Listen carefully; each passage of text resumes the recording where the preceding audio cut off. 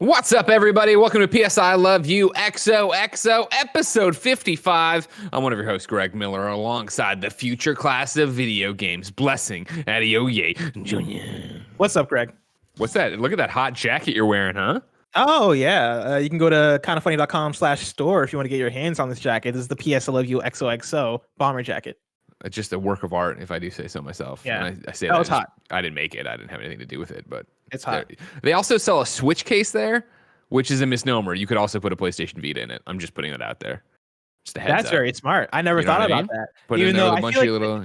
If I feel like if I got that Switch case, put it in my backpack, I could see the Vita like shaking around in there. Yeah, I would put it. I would pad it out a bit. I put a sock in there, maybe some microfiber cloths, some different Vita cases in there. You want to make it nice and tight. You want to pump it up in there. But it was an interesting choice on us making a Switch case. Just a very unsuccessful system. Sad. Yeah, no, that's what I hear. I hear that the Switch wishes it was the PS Vita. I mean, the Switch definitely wishes it had the PlayStation Vita's library. Does any console wish it was the Vita? I don't even Maybe think the PSP wishes it was Stadia the Vita. does. That's true. Stadia does wish it was PSP was fucking dope as hell. That's why it doesn't wish it was the Vita. Don't worry about it. Blessing, you were about to say something else before then. What was that? Yeah, I was gonna say, what's up with your Bloodborne journey? Because I saw, was it last night or this morning that you tweeted out that you defeated Mikolash? That was last night. The guy who I chased around the maze, right? Yeah. And then we're getting ready for this show, probably shoving food into your face. One of the reasons I was late to recording, I tweeted this, Blessing. I have rolled credits in Bloodborne. Normal PSI Love You XOXO tomorrow, which is the episode you're watching or listening to now. Bloodborne review / spoiler cast next week. Wow. That will be next week's PSI Love You XOXO. We said in January we were doing it as the kind of funny PSI Love You XOXO book club or whatever. Everybody go play Bloodborne. We all did it. So many of you platinumed it. I've beaten it for the first time. We will be doing our review spoiler cast, whatever, for next week. So make sure you get all your questions in for that. That's awesome. That's where it's at. Yeah. How do you feel? Well, I mean, do we want to spoil too much about what we're talking about next week? You know what I mean? I feel accomplished. I didn't look too far ahead. Of course, I have no fucking idea what's happening in this game. No idea who any of these people are or what the story is. But I still didn't want things spoiled for me. But you and I had talked already. I talked to Tam a little bit about it. And so last night I did a quick, because when I put out the thing of me beating the old Cage Face, when I beat Cage Face and I put that tweet out, everybody was like, "Oh, you're so close now. You're so close." And during the stream when we were playing Blessing, you were like, "He's probably only got like an hour left. Like there's not much left in the game here." So I looked ahead and saw the thing of like when you go back to Hunter's Dream and blank is happening, that's like you're gonna go make a choice or whatever. So back up a save so you can come back and pop another gold trophy right afterwards. So I was playing today, went back to Hunter's Dream, saw what was happening, was like, all right, here we go, quit out, saved it to a USB. Now, as soon as we're done with this show, I'm ready to upload, go that way, see how the other ending plays, or whatever, one of the other endings plays out. Go from there. That's awesome. But it was good. It's a weight off my shoulders. You and I were talking about this before the Kind of Funny stream. We're just like, hey, like, how do we want to handle this? We had said, of course, for PSI Love You XOXO, we wanted to a month of Bloodborne leading into some kind of review spoiler cast, a Bloodborne podcast. Like, where are you at with it? And I was like, let's get through the stream. Let's, it's 2 hours of me playing. Let's see where we go from there. And of course, it was enough to give me light at the end of the tunnel on how close I was. Obviously, Tam came in. He was the Mandalorian to my baby Yoda. He carried me through a lot of fights and beat the hell out of people for me and got me back on the horse long enough to get there and finish it. The Tam-DeLorean. Tam-DeLorean, yeah. Fuck, Barrett. You know what I mean? Gregu. Fuck. That was great. You know what? Tam-DeLorean and Gregu. I try to do my boy Tam as good as I can, and I feel like that was the best I could do. It's the thing I don't talk about enough, where I feel like, I'm just so used to, after 6 years of having Kevin produce shows, like he comes in and immediately takes me down a couple pegs. You know what I mean? Like that's a negative on the show. The show could start, if you're thinking that, the show starts at 100, he's already a 95 when we get in here, right? I forget that Barrett adds 5 points. Oh, yeah. Barrett starts the show at 105, which I always appreciate. Thank you. Love you, Barrett. And then it's up to me and Blessing to bring it down to 88. Yeah, That's what we're back shooting for down. on a Like I say, Metacritic every Vita's time. bad, and then you guys got to bring me down a little bit. Yeah. Exactly. That's how it goes. No big deal. I know I'm a host on PSILOVEPHOTOMODE, and I should know this off the top of the dome. Sure. What did the Vita sell at the end of the day? Oh, there's no reason to talk about what Okay, let's sold it. It wasn't well supported.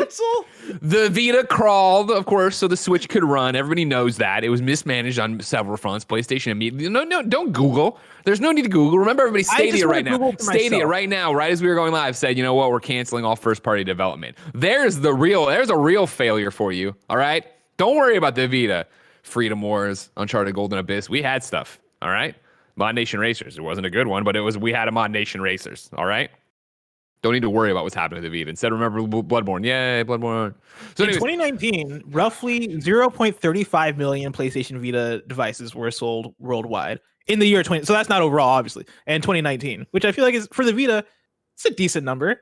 I mean, Vita's got legs. Vita Island continues to grow.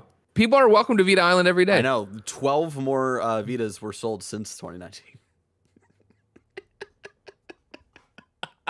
The Vita was something special, and y'all fucked up. All right, I'm just gonna say it. Now, for the record, you might say, Greg, they didn't give me much of a reason to buy it. I understand that. Yeah. But I'm saying if you would have bought it, maybe it's one of those chicken or egg situations. Sure, Sony created it, and sure, they didn't support it all that great. But if you would have bought it, maybe they would have supported it. Think about it that way. Really flip it around and do that. You might say, Greg, I was just a kid at that point. I didn't have the money. Like, that's on you. You are the reason the Vita has done this. You were the reason the Vita failed. You could have all bought a 3G version right at launch. You could have been out there passing near goods with me and Shuhei, but you didn't. You made your bed, and now you have to lie in it. And I hope you're happy. I hope you look at your PlayStation 5. I hope you look at your Switch and you go, I'm happy with this life. Not even thinking about the Vita 2 you could have had also in this ecosystem, Yeah, I'd rather have Zelda on the go though than like Uncharted on the go.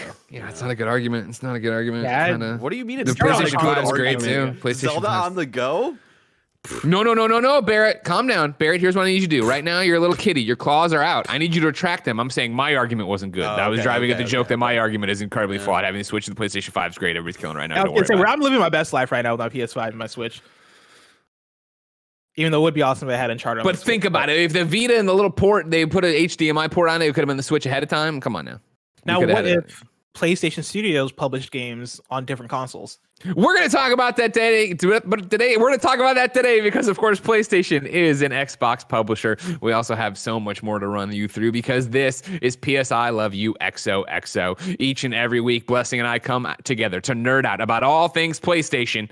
If you are like us and a huge PlayStation nerd, why don't you come over to patreon.com/kindafunnygames. Of course, you can ask us your questions. You can get your name read. You can be the PSN profile of the week. You can give us your photo modes. You can watch live right now as we record the show, like Ray is, like Nick is, like Hype for Games are. Of course, you can also get the show ad-free. Of course, you can also get the show with the exclusive post show we do over on patreon.com/kindafunnygames each and every week. However, if you have no bucks to toss us, no big deal. You can get the show on youtube.com/kindafunnygames, roosterteeth.com, and podcast services around the globe each and every week. I'm used to saying weekday because of Kind of Funny Games Daily, but it's weekly. Every Tuesday we put it up. Now, speaking of that in housekeeping, here's something interesting. Blessing, while I read about this, I need you to Slack Paris. Okay. And ask him, can we talk about the thing that goes live tomorrow? Or can we not talk about it? Because this is one of those times where I saw somebody else talking about it on the internet, which made me weird. But so we'll just leave it then. Ask him and see what the embargo said. And we'll go from there. But ladies and gentlemen, tomorrow, when this episode of PS I Love You XOXO posts, there's another thing on youtube.com/kindafunnygames that you should go watch. You should go see. You're going to want to hear about this video game preview that we are embargoed on. Can we say what it is? I'm not sure. I'm pretty sure it's a strict, like we can't say what it is. Then what we're going to do, as soon as this is done, Blessing, are we narcs or not narcs? We're not narcs here. Then we won't do anything. Don't worry. But I have seen somebody break the embargo already, and I'm not sure what the rules. Okay, then I'm not going to do that at all. Basically, what I'm saying, though, is there's a preview over on youtube.com/kindoffunnygames as you watch this, unless you're one of the people watching right now on Patreon Live. Sorry. And you should go watch it and have a good time and enjoy it. Remember, as I just told you, next week is PSI Love You XOXO Bloodborne review / spoiler cast. That means you need to go to patreon.com/kindoffunnygames and go to submit your question, the participation links, give us your review of Bloodborne, give us your favorite moments, what you think would have made it better, all sorts of stuff. I will be adding, again, if you're live, it's not up yet. I will be adding that after this episode and going through that way.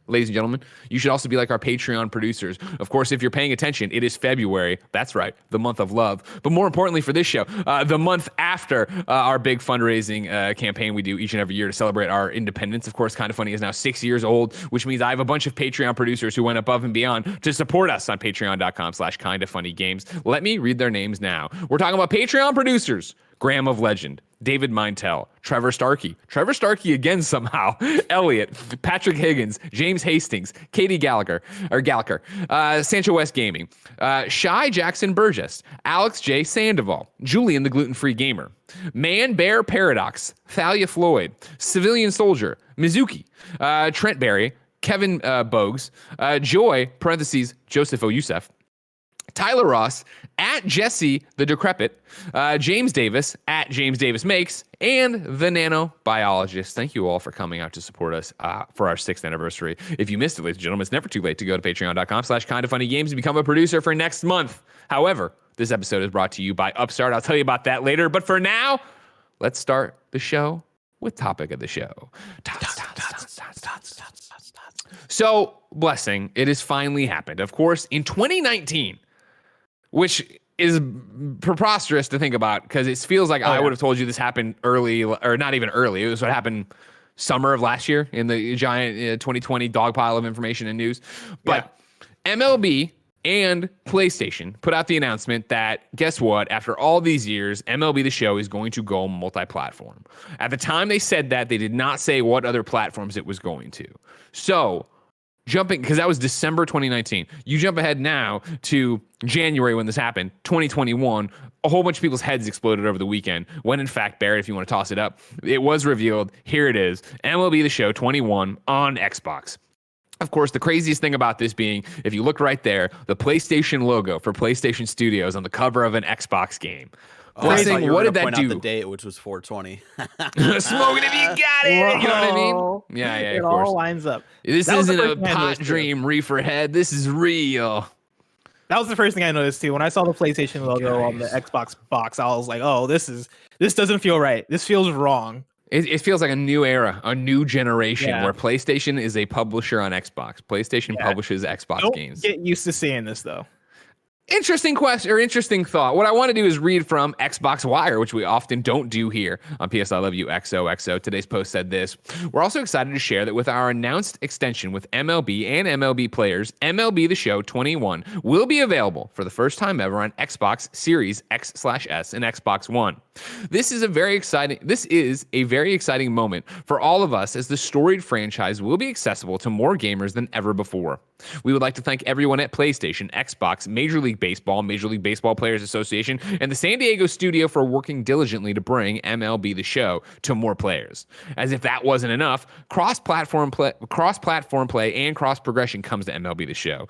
That's right. With The Show live on multiple platforms, users will be able to play against each other online with cross-platform play in MLB The Show 21. In addition, cross-progression allows you to earn and use content on whichever platform and generation you choose. I tossed in this little thing before we get into the real heart of the matter and discussion here. Engadget just right up on all this, pointed this out. On the downside, the standard edition of MLB The Show 21 will be more expensive on PlayStation 5 and Xbox Series X/S than PlayStation 4 and Xbox One. There's no free upgrade path for the standard edition, which costs $60 on PlayStation 4 and Xbox One and $70 on PlayStation 5 and Xbox Series X/S. Blessing, at what angle do you want to come in and start this conversation? I mean, I think the place to start would probably be the why. Like, why is this happening? And I think the answer, I forget if we have this answer from reports or it's all speculation, but the easy answer is this is MLB coming to PlayStation and being like, hey, if you want to renew this license, we have to put this on other consoles, specifically the Xbox, because right now there's not a competitor. There's not a comparable game on the Xbox, in the Xbox ecosystem. And if seems like they're losing out on a lot of free money. There's RBI baseball. RBI. Oh, that's true. There's RBI every year on the same day as MLB The Show, trying to shoot their shot and just getting in there. It's not. It's trying to get in there. I can't imagine being the MLB and probably looking at Madden and NBA 2K and NHL and being like, oh yeah, these games sell astronomically each year, and these games are available on all platforms, and we're just missing out on a huge chunk of change by not releasing on any other platform except for PlayStation. And so I could see the choice coming down for MLB and PlayStation being, hey, PlayStation, this has been fun, this has been great, but we're ready to move on. We're ready to expand this franchise because we want more people to get invested in not only MLB The Show, but MLB in general. And if we can get people to transfer over and be like, cool, I'm going to play MLB The Show. Sweet, this is awesome. I want to watch more MLB. However that case may be, like we want more people to get their hands on this. And for on the PlayStation side of things, if it comes down to the choice of, do we want to let this license go because we don't want to release on other platforms, or do we want to keep developing this and making this money back because we have Sony San Diego, which is established and knows how to make this game, and they're comfortable with making this game? Do you want to have them keep making this and just publish it out on other platforms and make that money? As PlayStation, I would just publish it on other platforms. Yeah, I think you're 100% correct. I was listening to Games Daily today where you and Tim touched on this for a while. And when you proposed the money issue, Tim's response was, well, yeah, but why doesn't that argument work for Spider-Man? You know what I mean? For Sony to come, or for Marvel Games to come in and be like, hey, we want to make this game, we want to do this, and it's going to be PlayStation exclusive, or however that conversation goes. For, more than 2 decades, MLB The Show has been PlayStation and MLB's baby. And what I think puts it into a different caliber of conversation is the fact that Barrett has talked about it when we were off air. You've talked about it on air here. And it's the fact that they are losing so much money in this licensing agreement this way, that there are so many gamers out there who want to play this. And the fact that they are, the only game in town for this kind of simulation, right? For this kind of simulated baseball way. RBI, of course, doing its thing. And there's the baseball management games out there. But if you want something like this, and you figure that you're the MLB, and if you're paying attention, you look at, what NBA 2K is doing, you look at what Madden's doing, you see the difference there. And so you figure it is this, everybody is in a rock and a hard place here in this thing when they get to these conversations, which I would love to know more about, which I would love to see how they shake out. Because you do figure it's MLB going to PlayStation and being like, hey, we love the game you make. And that's the other thing too, is like, I understand this is an interesting one because I know our audience never really about the sports, but I think this is such a more interesting business side of the conversation, right? And so if you're not paying attention, like MLB The Show is a beloved baseball franchise. And I know Barrett's got some stuff I want to talk about in terms of like the nitty gritty annualization of it and microtransactions and stuff like that. But part and parcel, if you've never paid attention, the show is an amazing game that often, and I've talked about on this show, doesn't get the credit it deserves, because if you're not a baseball person, how the fuck would you ever know that? But think about that when you start dividing up the pie of gamers, then gamers who care about baseball, then gamers who care about baseball that have a PlayStation. You start slicing it so thin that I'm sure when MLB does start these conversations with them, it is this, we don't want to leave, you're fucking great, and you are microtransactions this way that's making a lot of money, and it's super successful. And that's the thing, like MLB always charts well when it comes out because people do love this game. Yeah. One of our neighbors over here, when he's a doctor, he's a full-blown adult kind of thing, and I was talking to him and trying to explain what we do, and he's like, his wife's like, oh yeah, he's got a PlayStation. He's like, yeah, but I only play the MLB. I only play MLB and I'm like, the show. I know exactly. He's like, yeah, that's what he has, and that's what he gets it for. And like, those gamers exist, those people exist, and that's such a relationship they want to continue. But yeah, look at the money you're leaving on the table. And then for PlayStation, right on the other side of that table, they'd love to keep it there, but how many units is it selling? There's this doctor guy I know, right, that is buying it for it, sure, but and is there enough impact? Be stupid to let the MLB fucking license walk away, If you let the MLB license walk away, I mean, like, what do you do with Sony San Diego? Like, we've had this ongoing conversation, obviously, about, are they working on Uncharted? Sounds like they're doing something with a PlayStation IP down there that's not MLB The Show.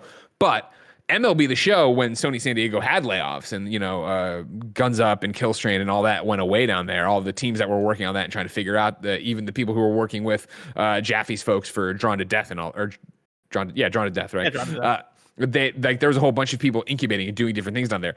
All those people, all that PR, all that went away, and the show was the only thing standing for the longest time at MLB The Show. So yeah, if you lose this license, what the fuck do you do with that studio? Yeah.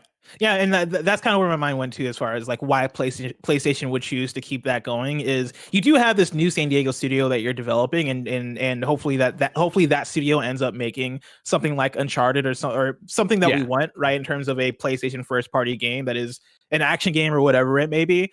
But yeah, if you lose out on MLB, that then means you have to figure out what to do with the existing San Diego studio. And to what you just said, right, for a studio that has had layoffs and stuff in the past, does it become a decision of, well, this studio is so trained to make MLB, the studio is so used to making MLB, it's easier just to either merge it in with the new studio you're creating, or merging in with another studio within PlayStation Studios, or maybe just shut it down because it'll probably take more effort to try and pivot that studio into making an entirely different game than to just keep on doing MLB and making us money that way.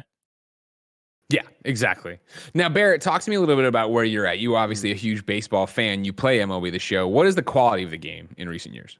Quality has been great. Like MLB The Show 19, I think, it felt like a pretty, like the first time in a couple of years where it actually felt like, oh, they're trying to like add a lot more and think about like different ways people want to play, and bringing in like the cool historic mode where you can play historic moments from baseball, like oh shit, I forget the actual the player name, but like I think it's like you can play like Babe Ruth's like first home run in his career. Sure. Derek Jeter. Probably, yeah. I mean, it went through like it went like all the way from back there to like playing as the Cubs to win the World Series over Cleveland. Right. Oh, that's awesome. And like I saw that moment, I was like, I'm never fucking playing that because I don't need to relive that moment ever again in my life. In a bar with a bunch of San Francisco's being fake Cubs fans, being like, "Ha, fuck you, Cleveland kid." God, I hate San Francisco and you bandwagoners on baseball. Anyway. Oh, yeah. It was just San Francisco that had bandwagon other Cub fans. All right, Barrett. Even Illinois was bandwagon. Exactly. Anyway, look at all the bandwagon that people are going to see this weekend for the Super Bowl. You shut up with that, Barrett. But yeah, it's one of those things because it's an annualized series. Not every year is like that. Like that was kind of my criticism on like the one time I did a segment of Boss Baby's Safe Gamer Zone for PS I Love You, right? So I talked about the show 20 and like it's more of 19. It's cool. Like if you have 19, I don't know if I would recommend getting 20 and stuff like that. So I'm interested to see what they do to iterate on it for 21 now that it's coming to other consoles. And like the question I was throwing out before we started the show of like, if it's not as iterative, like will Xbox players like this year more than PlayStation players? Because maybe PlayStation players are like, oh yeah, this is just kind of more of the same. It might be a little prettier because of PS5 and updated rosters and stuff. But will it like really change a lot? And since this will be the first one coming for Xbox players, will they finally be like, oh shit, like this is really, really good. This is awesome. Yeah, exactly. You imagine they would, right? That's always been the conversation about the show, right? And I've talked about it not at length, I guess, but like one of the first things when I took over the PlayStation team at IGN, one of the first things, the big things that I remember happening was Sony San Diego wanting to have a call after their review went up for the show. And I remember being like, oh my God, is this going to be the gross, like, why'd you give it this score? Why'd you do that thing? Yeah. And when I got on the phone with them, it wasn't at all like change the fucking score. It was very clearly of like, listen, like we're fine with the score, blah, blah, but we want to point out not even what we think are inaccuracies. The fact that like, oh, he said that this stadium is the same stadium as the year before, when in fact we changed X, Y, and Z. We went and did these 3-dimensional. And like, it was the incredibly nerdy tech stuff that I think gets lost in a general conversation like we're having from PlayStation fans who are not necessarily baseball fans, let alone people who are so entrenched with it, or a reviewer who's going in there, and how you have to go through like the actual amount of work they went into. And one thing I want to call out too, by the way, I'm sorry. To be clear, I saw it go by in chat a while. Here it is, actually. Nick Ash I thought it was a different Sony San Diego. Yes, the third-party thing. That's true. I guess my phrasing wasn't clear. I was just talking about San Diego, Sony as a whole. How would you do this thing? Yes, it's a different team and a weird questionable, weird studio that's working on Uncharted or whatever. The new Sony San Diego is getting built up. I wouldn't be surprised if they actually named it something that they definitely will name it something, not Sony San Diego, right? But I was just saying, I'm sorry if that fell away. What would you do in San Diego? But I understand the confusion. I want to make sure we're very clear on that for everybody who's going. Yeah, so I'm in the same boat, Barrett, of like the people who pick it up this year on PlayStation and have played forever. Are they going to be like, oh man, more of the same? And then an Xbox person who's only heard about this, are they blown away by it? And it was something else I think you and Tim were talking about today, Bless, that I thought was interesting too, that all the chatter about this news has been from the Xbox side. Xbox fans excited to play it. Larry promoting it, Major Nelson out there, the official PlayStation account put it out and then responded to it of like, hey, by the way, this is on Xbox or whatever. But you're not seeing like Herman take a victory lap and talk about this, right? It is very clear of like PlayStation.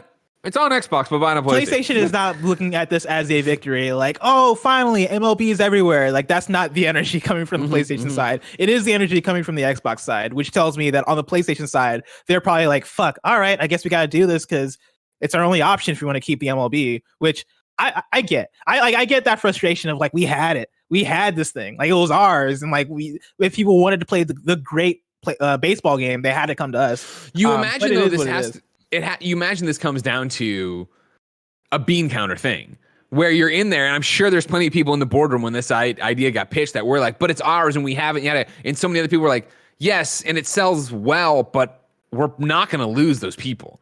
This has got to be the idea that like, even if you atrophy a few 100,000 one to Xbox, like that's not going to put a dent in what these overall numbers are. This is still a franchise and a game that is synonymous with PlayStation. That's not going to change even if it's on Xbox over there.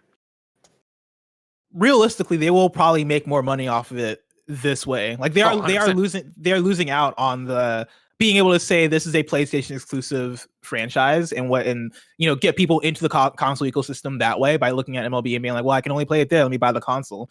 But at the end of the day, like on the PlayStation side, they're going to keep selling the same amount of copies. And that means that they are not going to have to pay they're not going to have to pay like a first party fee to get on the store or whatever, because they're first party, they're publishing themselves. It is probably upsetting that they're gonna have to pay Microsoft the 30% or whatever to have it on their store. Like I imagine some people at PlayStation being like, like, fuck, man, like we have to pay the enemy. But again, like that's gonna result in more money in their pockets. And so I think, for as much as I'm sure there's a few people over there that are like, man, this sucks. Overall, like it is a victory for everyone. Like this is the thing that PlayStation's gonna get more money. Xbox gets baseball. The players get to play wherever they want. There's cross-play and cross-progression, which I think is a huge thing. That's going to benefit everybody. Really, and that's really cool. That's not something I would have expected from a PlayStation first-party game. And so that's really exciting. They've been doing like not like cross progression, I guess, but like they've been doing this for the last couple of years where you can transfer your save from like 19 to 20 and stuff like that. So used to be able to take your save on the road with the PlayStation Vita. Maybe you forgot about that, Barrett. Just letting you know that was something you could do too. What's your take on this game seemingly not coming to Switch? Do you think we eventually get a Switch version once they have more time to work on it, or do you think that's them being like, we don't have the time to like scale it down? I think that's a bridge too far, and it's you look at MLB and I'm sure someone there is like, I hear the Switch is really successful, let's do it. But I do think that what is the last true third-party AAA game that came to the Switch and we were all like, they fucking nailed it. Like, this is perfect. Yeah. Like, right? There's always something to it. And I think the show is so large and so complicated. To bring back up the Vita, right? It wasn't one for one. You weren't getting, you could move your save around, right? But it wasn't good. It wasn't like how you wanted it to be. It's not the optimal way to play. And I think that, yeah, you're talking about a team that has this down to a science. I think it is that, if anything, it's just PC they'd look at next, right? In terms of making this happen. They want to get it on the, big boy systems, the adult systems. And I love my Switch. I'm not trying to talk shit about it. But in terms of a power mode, it's more ease of use. Where is it worth spinning up a Switch team? I doubt it. I bet there's plenty of people who own a Switch, sure, but are they, go back to the pie chart of the people who own a Switch, who care about sports, who care about baseball enough to actually buy this and go for it. And that being said, I would love to play baseball in my bed. I would love that.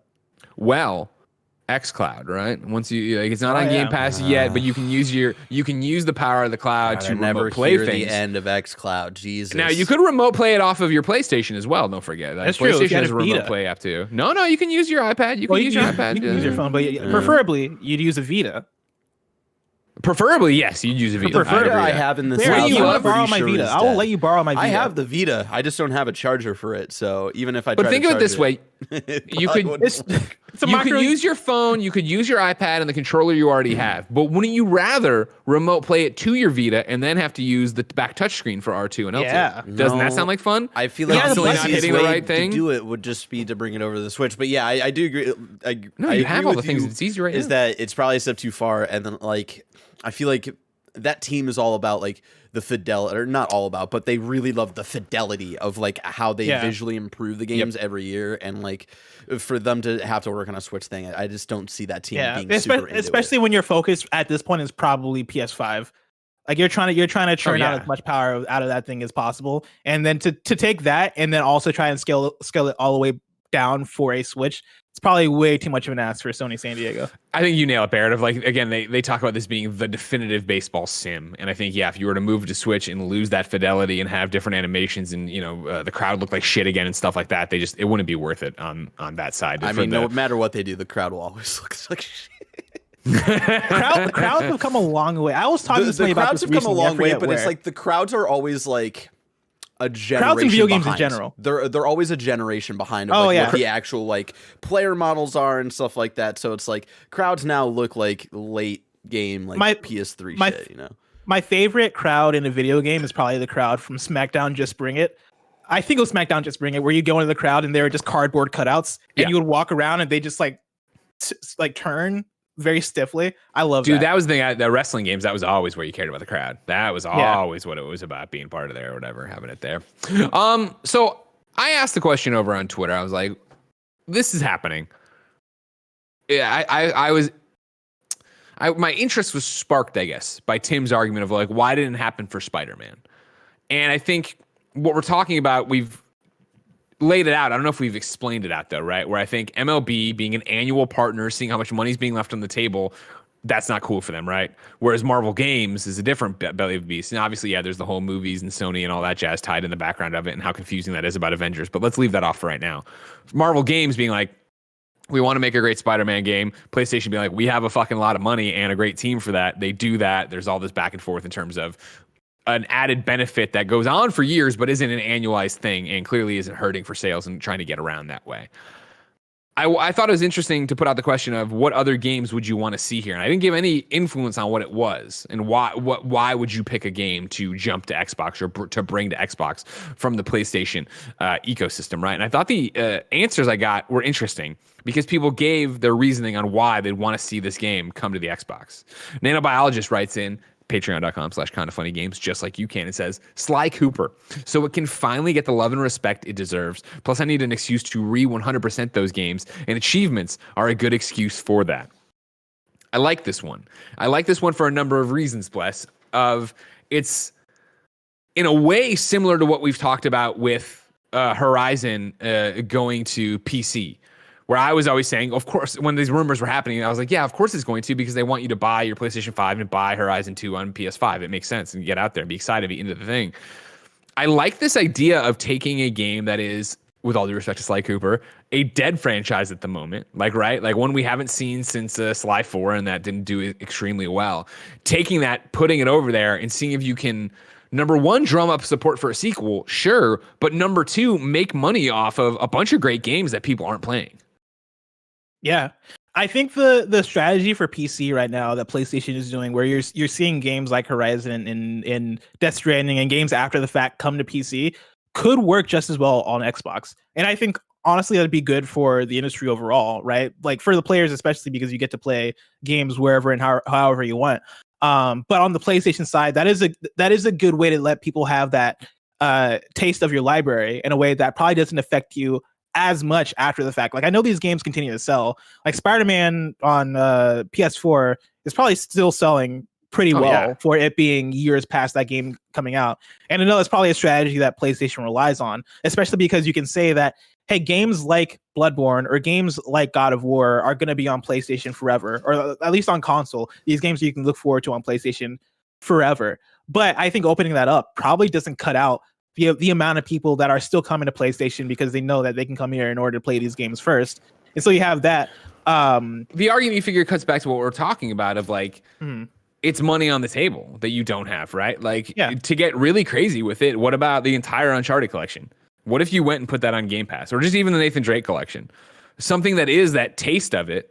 And then number one, it's if you did just the Nathan Drake collection, it's a taste of what Uncharted is and why people have cared about it. And then you know that you need to come over to get Uncharted 4, Spider-Man 4, Uncharted 4 on PlayStation, right? But it's also the idea that even if you gave it all away and you put them all over there on Xbox and sold them there and made the money and did this thing, it's a great headline. And number two, it's a great advertisement for what PlayStation is right now. And why aren't you over here if we have these single player, first party, narrative driven experience games that are like blockbuster movies that you can't get anywhere else? Yeah, it's a very, I think, future looking idea that feels very risky, but I think we're starting to see the first blushes of that, especially coming out of Microsoft. And like Minecraft is kind of an easy one to point out, and Minecraft is kind of a weird case because Minecraft was already on other platforms. And so why not? Like, why stop releasing on other platforms when you've already broken that barrier with that game? But things like Ori and the Blind Forest and Ori and the Will of the Wisps, right? Like seeing those come to other platforms, seeing Cuphead come to other platforms. I think we're probably going to see stuff like that more and more.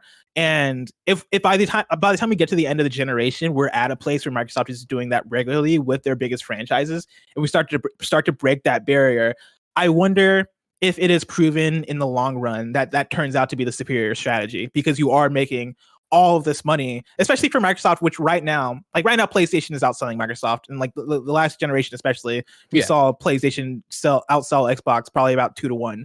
As Microsoft, I'm sure there's somebody over there being like, you know, we can make a lot more money off of our own software by putting it on other platforms, and that probably doesn't damage our console sales too much, especially now that we're shifting toward this focus on ecosystem and active users on our platform and Game Pass. The more and more we can give our game, or not give our games out, but you know what I mean. The more and more we can put our games on other platforms, that's just going to boost us up as a company and increase our revenue and make it so that we are driving toward a future that where again everybody wins. See, that's what's interesting is I feel like there's no. The only you talk about Xbox being in this place when we get to the end of the generation. I wonder if Sony wakes up to it in some respect and starts doing it as well. Because I do think for a Sly Cooper, that makes sense, right? For something that you don't have any plans to do with anytime soon, it makes sense to put it over there. And I think it works better than the idea that clearly Xbox's goal would be to get Xbox Game Pass on everything. But PlayStation won't let that happen because, of course, let's say they did, and obviously there'd be a bunch of different rules and things. But right now, argument's sake, Xbox Game Pass came to PSN tomorrow. You figure the problem would be that they'd be taking money out of the actual PlayStation pocketbook because all the third-party stuff that's on Game Pass that you can get for $14.99, along with hundreds of other games, that's being sold for full price on the PSN, right? Like that's the, you know, you can go play Blair Witch right now if you want on Game Pass, or you can go pick it up for whatever it is, $20-$30 right now on PlayStation Store. Like, whereas if PlayStation went the other way, it's not like I'm getting, well, I guess if it was like, here, let me bring in the second one. Because this is another one I really like as an idea. Jake Bakes Cakes writes in and says, Dreams. In order for this game to thrive, it needs as many players, aka creators, as possible. Put it on Xbox, and more importantly, put it on Game Pass. Dreams gets a second life. Media Molecule's fantastic game gets the recognition it deserves, and maybe, just maybe, we see it reach a more mainstream audience. At a minimum, the hardcore fan base increases. Also, if we're being honest, not many people are buying PS4/PS5 exclusively for Dreams, so PlayStation isn't losing anything either. It's a win-win. This is what I'm talking about, and why I was expecting it to be the normal thing when I asked this question. Death Stranding, Horizon, you know what I mean? Like the big stuff, the God of War. But I thought you guys took the question and interpreted it in an interesting way, and Dreams is a great example that I continue to bang the drum for, of like, this one works in this, again, quiet vacuum we're working in.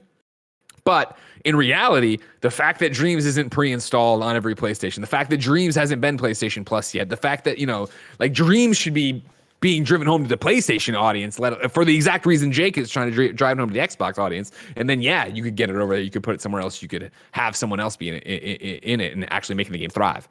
Yeah, I think that would be genius for Dreams. And I like, even for the games that we're talking about, I think don't put them on Game Pass unless PlayStation has their answer to Game Pass. Like Exactly. that's where the issue comes in of, all right, we're putting these games on these other platforms, but we're making this deal with Microsoft to put them on Game Pass, and now people, it's more accessible to play PlayStation games on Xbox than to play on PlayStation. That becomes a problem for PlayStation. That's where that would be the insult, right? That'd be the insult to the PlayStation person of like, yeah, you can hop over and get hundreds of games for $14.99 and Dreams. Be like, wait, what the fuck? Why can't I get Dreams right now on PlayStation that cheap?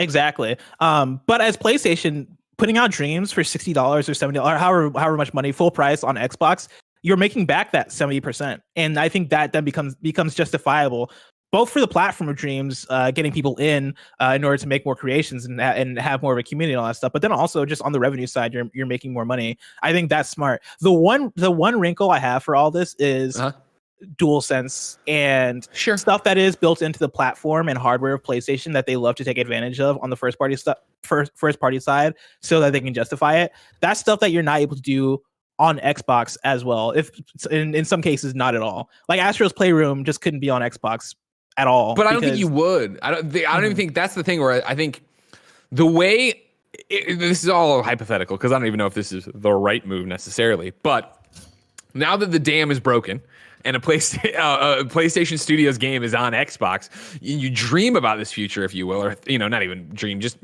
picture it.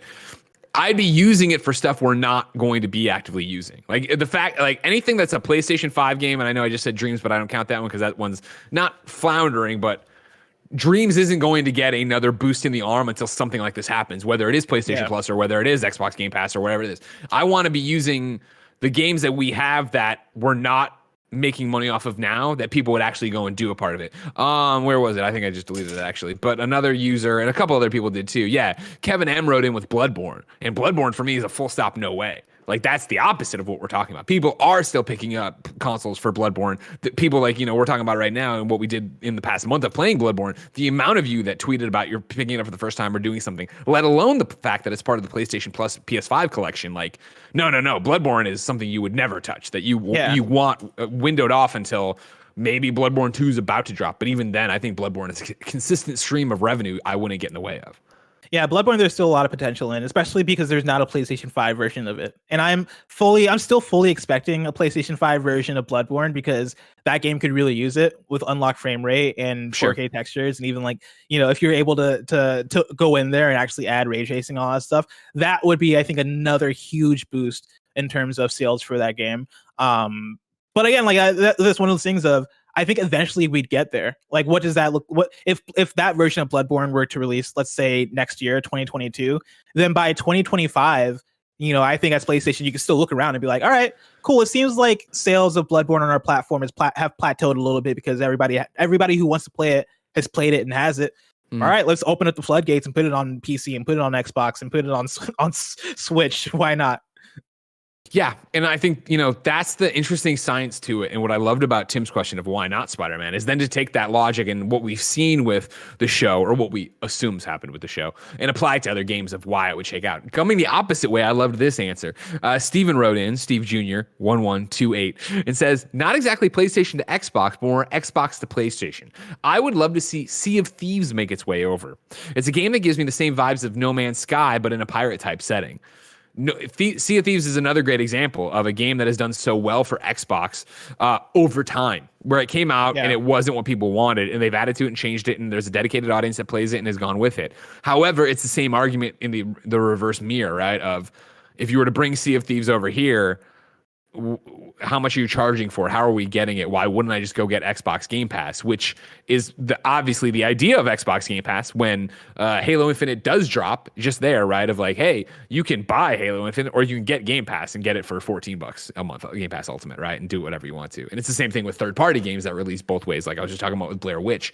Like that's Xbox Game Pass marketing moves, whereas like for PlayStation to just say, hey, the Sly Cooper collection is over there. Hey, the Uncharted collection is over there. That's just money. And I don't think that necessarily pisses off PlayStation people the same way. Yeah. Although I know people get pissed off in the fanboy wars all the time. Of course, people are going to get pissed off because we're talking about cross-pollination here. Like people are going to get pissed off anyway. Yeah. But hey, guess what? That's the future. But for the Sea of Thieves conversation, I've been playing Sea of Thieves a little bit over the past week with friends. Yeah, I actually I've stated on shows before. I'm very anti-pirate. Yeah, I don't fuck with pirates. I thought you hated pirates almost as much as you hate Miles Morales. What's going on here? He's impossible for him to hate something as much as Miles Morales. Oh man, no, I do hate pirates. I like Miles Morales a lot. I do hate pirates. But I do like playing video games with friends. And Sea of Thieves is one of those games where it's on Xbox Game Pass, and so I have it through that, and I have an Xbox, and I have friends where me and friends are trying to figure out, all right, what game do we want to play with each other? It's been a while since we've gotten to hang out, and because of COVID and work from home and all this stuff, pandemic, we can't really meet up. And so what'd be a perfect game for us to hang out in? And Sea of Thieves came up, and I was like, you know what, man, fuck it, let's play some Sea of Thieves. And playing it, it's a really fun hanging out kind of game. It's the way I imagine. I've not played Minecraft, but for my kind of funny has been getting back into Minecraft, and I assume it's a very similar thing of you guys are playing Minecraft as a way to kind of fuck around, and because it's the type of game that you can just hang out in as we play and build stuff and shoot the shit. I imagine it's what Rust has been for people lately too. Yeah, of hanging out, but also kind of role playing and stuff like that, and just fucking around. Yeah. It's one of those games that it's as much of a game as you want it to be, right? Where I think you look at the nightly Fortnite things that are happening in Squad Up on our Slack channel, where sometimes it's go do all the things, and other times it's just fuck around and catch up about your day. Same thing with Minecraft. Same thing with Sea of Thieves.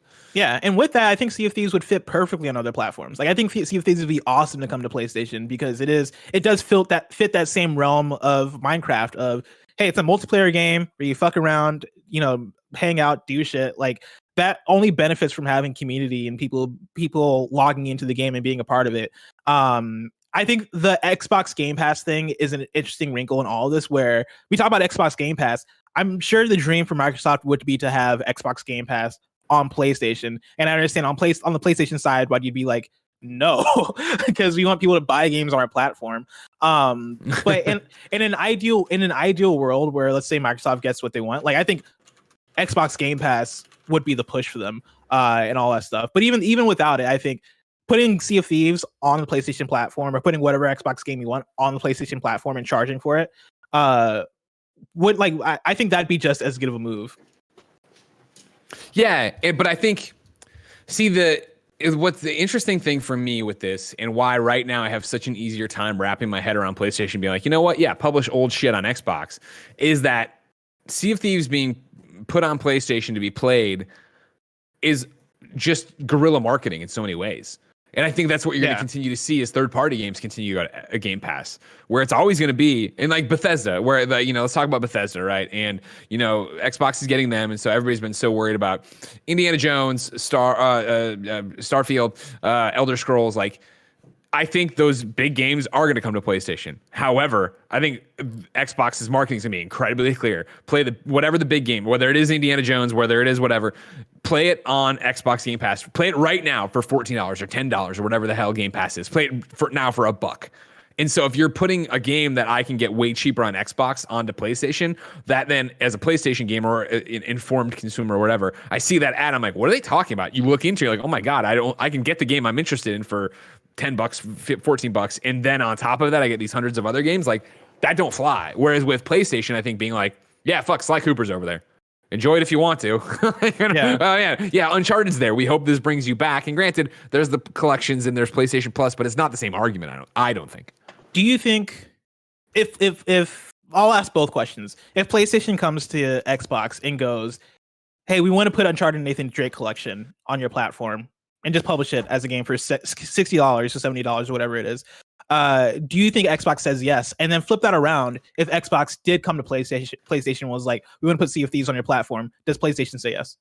I think Xbox would say yes to PlayStation. I think PlayStation would say no to Xbox. I think so too. I think because this falls in line with what Xbox wants, obviously, of they talk about it, Phil is always talking about, hey, console wars are dumb.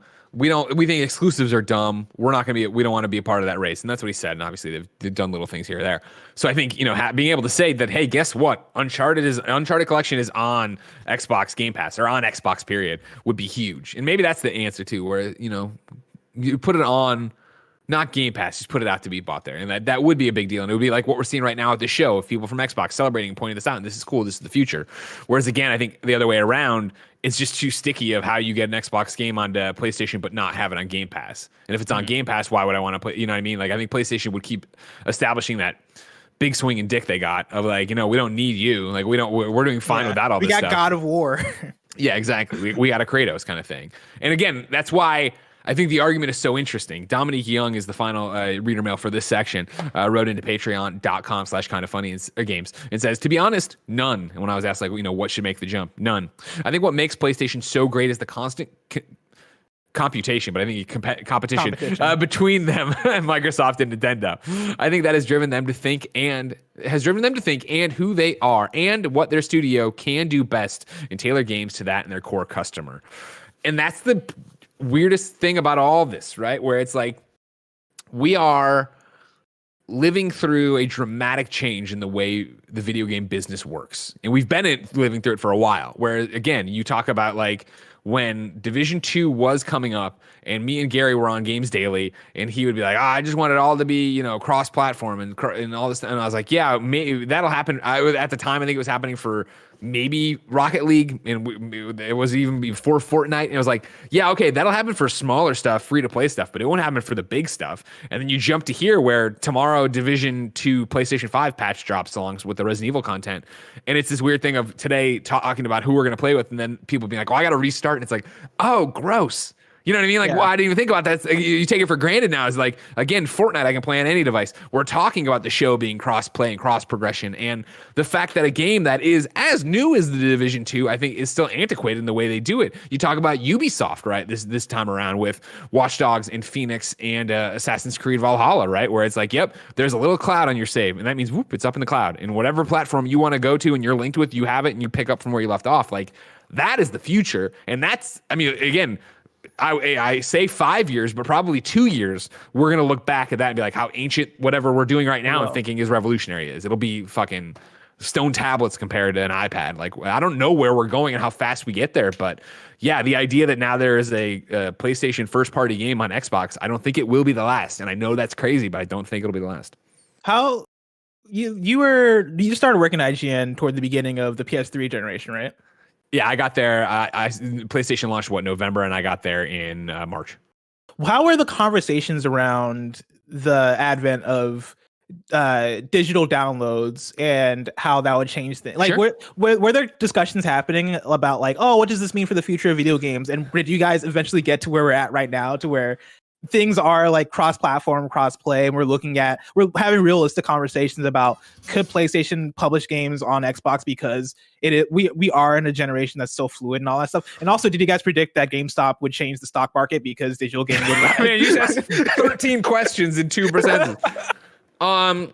When you figure I got there, right?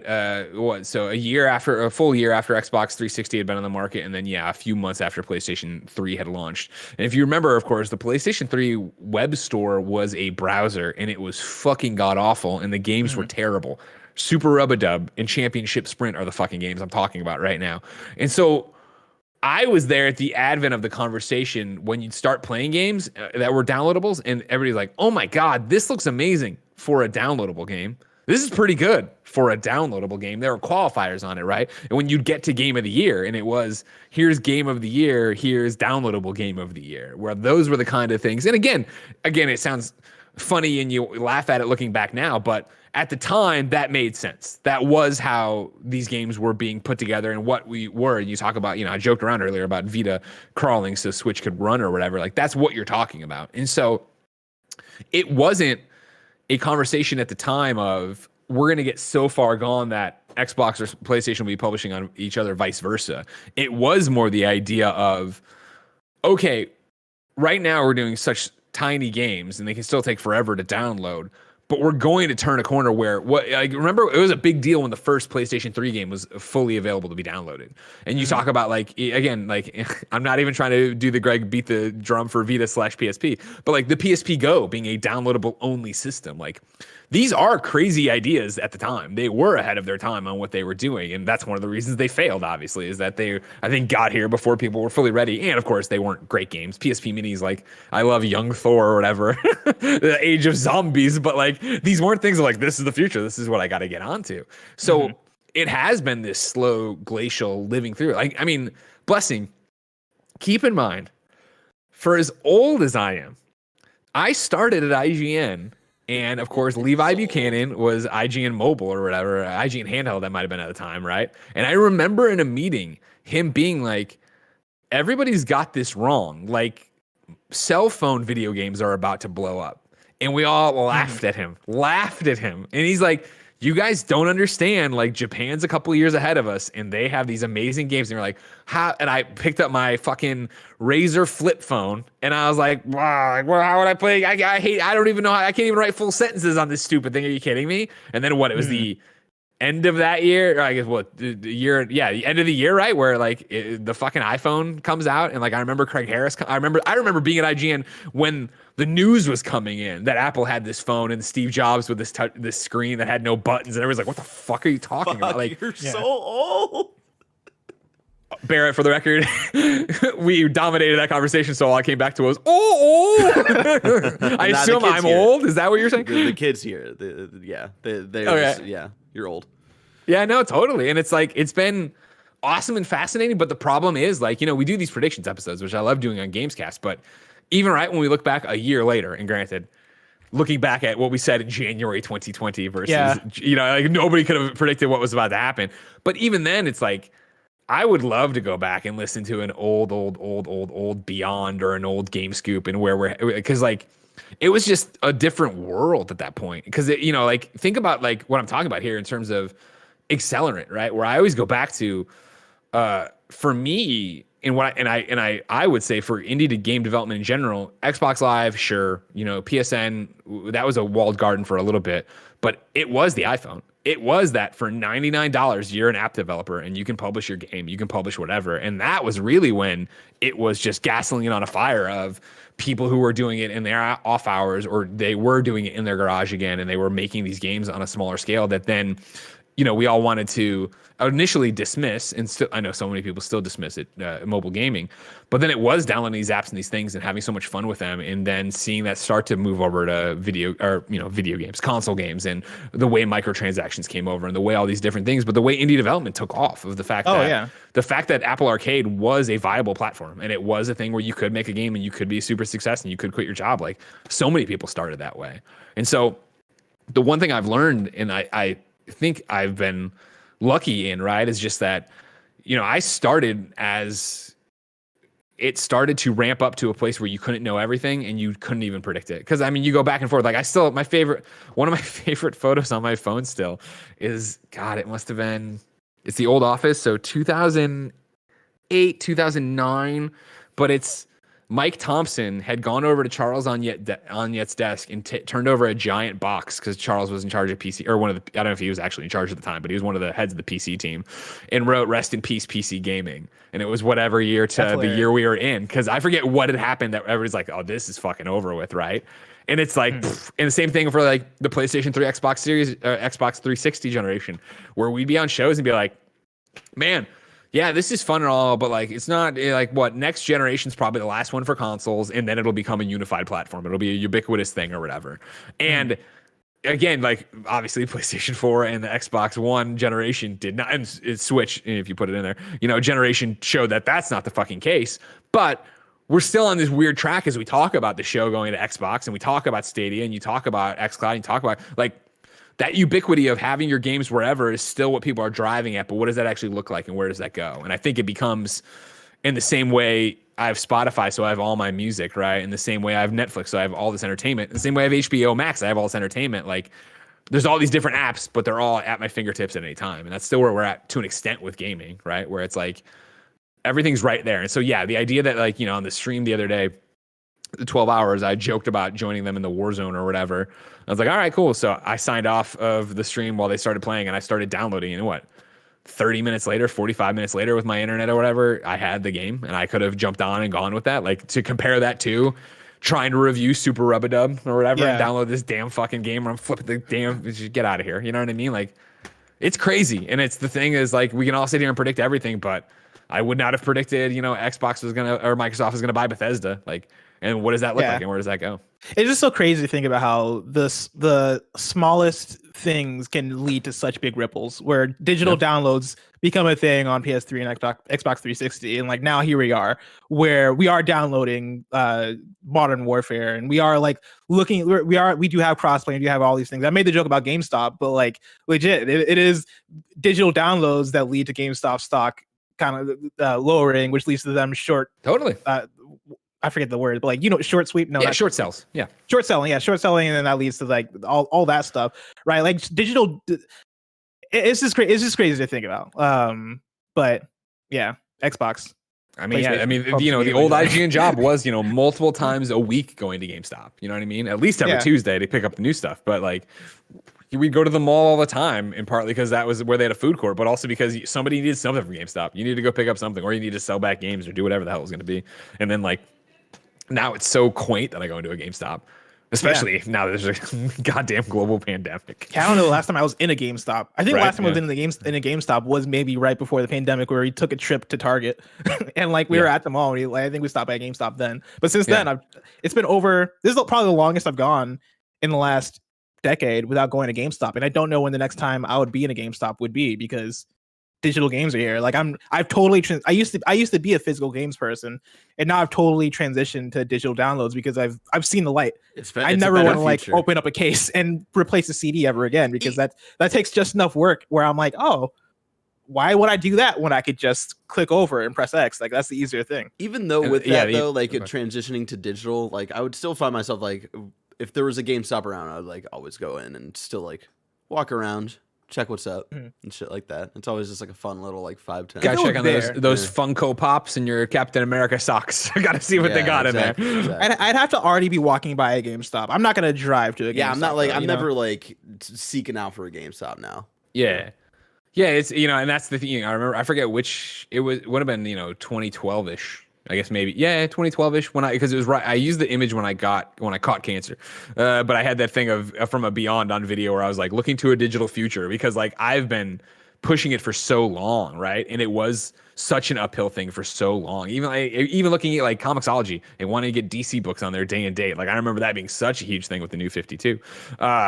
It's been interesting to see people come over to my side over time, and now like, again, with the pandemic, the way it's changed. And that's the thing even I struggle to think about now, where it's like so impressive that I'm able to pull down a whatever, you know, Modern Warfare, which is a huge one, right? Get that in, you know, 30 minutes or whatever it was, let alone when it's in general like, oh, there's a 8 gigabyte update. That'll be done in 8 minutes, whatever it is. I'll go make a sandwich or something like that. To think about where we're going to be in 3-4 years.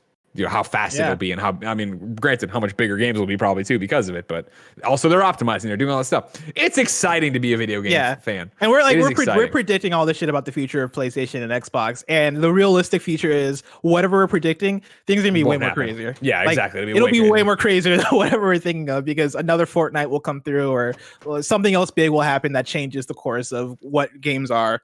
And before I climb off my tree stump here and stop talking to you whippersnappers, like the other thing you asked about, you know, did we ever predict, you know, PlayStation publishing on Xbox, vice versa, stuff like that. Those predictions were made, but it was always because somebody would fail. It wasn't because people are doing well and they wanted to share the wealth and get more money. It was always something like Sega, because Sega was the only example we had at the time, really. And I shouldn't say that, Atari as well. But like, you know, Sega flaring out and then going third party, that was the argument like with Nintendo. Yeah, where it that was like a long conversation with Nintendo for years. Yeah. They have all this IP and they could flip the Switch at any time and put it on the App Store or put it on the PlayStation Network, old stuff, and make money there. So it was always, you know, when the Wii U did happen, it was like, all right, cool. Is this their last gasp? And then they're going to start putting it everywhere. And then they fucking crushed it with Switch and nobody had to worry about that.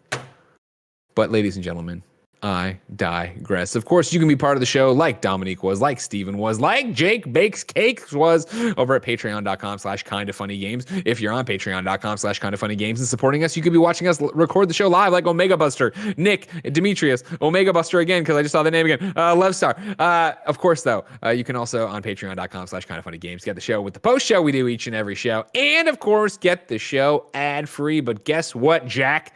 You chose not to watch on patreon.com/kindafunnygames. So now time for some ads. All right, we're back from the ads, which means it's PlayStation updates time. But also, I want to top off my coffee. So I give you permission if you want to start, because you're talking about PlayStation Plus to start. You can start, or you can talk to Barrett about him streaming Persona. Your question. Oh, I'm going to talk to Barrett about Persona because that actually sounds like a way more fun time. Every what are your day thoughts is so great far? with your Junas. Barrett, you're the number one Persona 5 Royal fan. Mm-hmm. I'm going to say we're tied for number one, if that's cool with you. I mean, Royal is my favorite game of all time. Where are you at? Okay, you're the number one. Well, where are you at with Persona 4? I'm really liking it. It is definitely like one of those things of going back to a game with dialogue that is definitely like aged. Like I was joking with y'all earlier about how your uncle picks you up and he's like, yeah, like he only describes himself as your mom's younger brother. Like there's not this like word that he chooses not to call you his uncle. There's just like weird shit like that that's really funny. I saw you were playing and you met, what's the name of this teacher? I forget the name of the teacher. Oh yeah, that like weird dude who's like really anti-sex and like really anti like any. Is that a? Are you stacking a double stuff? That's quadruple stuff right there, baby. Quadruple stuff. Greg's trying to die today. Yeah, Greg's about to have a sugar rush. Yeah, like the characters have been fun so far, and like again, like the whole setup for I forget who in my Twitch chat made like the comparison of like Persona 5 is Oceans, Persona 4 is Scooby-Doo. And I wasn't entirely sure like what they were trying to get at, but then like the whole like mystery and you're getting this gang together and shit like that. And yeah, I think the last thing I did on my first stream was like we met Teddy and then we got knocked out of like that world. Because we only saw like Teddy for like a minute. And then we saw like a bedroom with I think like the newscaster and like a bunch of like posters of either the newscaster or no, it's the woman who sings. She's like a singer, and her like face is like crossed like with a bunch of X's and stuff like that. And it's like really fucked up. And then there's like almost like a noose in the middle of the room too. And I'm really interested to see like how it all plays out. But again, it's like really funny when like the mystery that's set up is like there was a dead body hanging off of like an antenna, and the newscasters are like, police are still trying to determine if it was foul play or if it was an accident. It's like, who in the right fucking mind would think this was like someone saw this like, oh yeah, one of those accidents, someone just hanging off an antenna. All right. Hey, it could be a storm. Maybe they blew up there. Yeah. All right. The wind they were base jumping, got caught in the wind, sucked over there, tossing the antenna. Tangled that up. could be a thing. They were trying to set up the antenna. They tripped. They fell. But who's the like Ryuji equivalent in this game? Who's like the dumb kid? Yosuke. Yeah, Yosuke. I'm liking him. I feel like I'm gonna be good buddies with him. I like Yosuke. Chie? Is that how you say her name? Chie. Yeah. She's annoying as fuck. Oh no! She's annoying. First impressions. How dare you?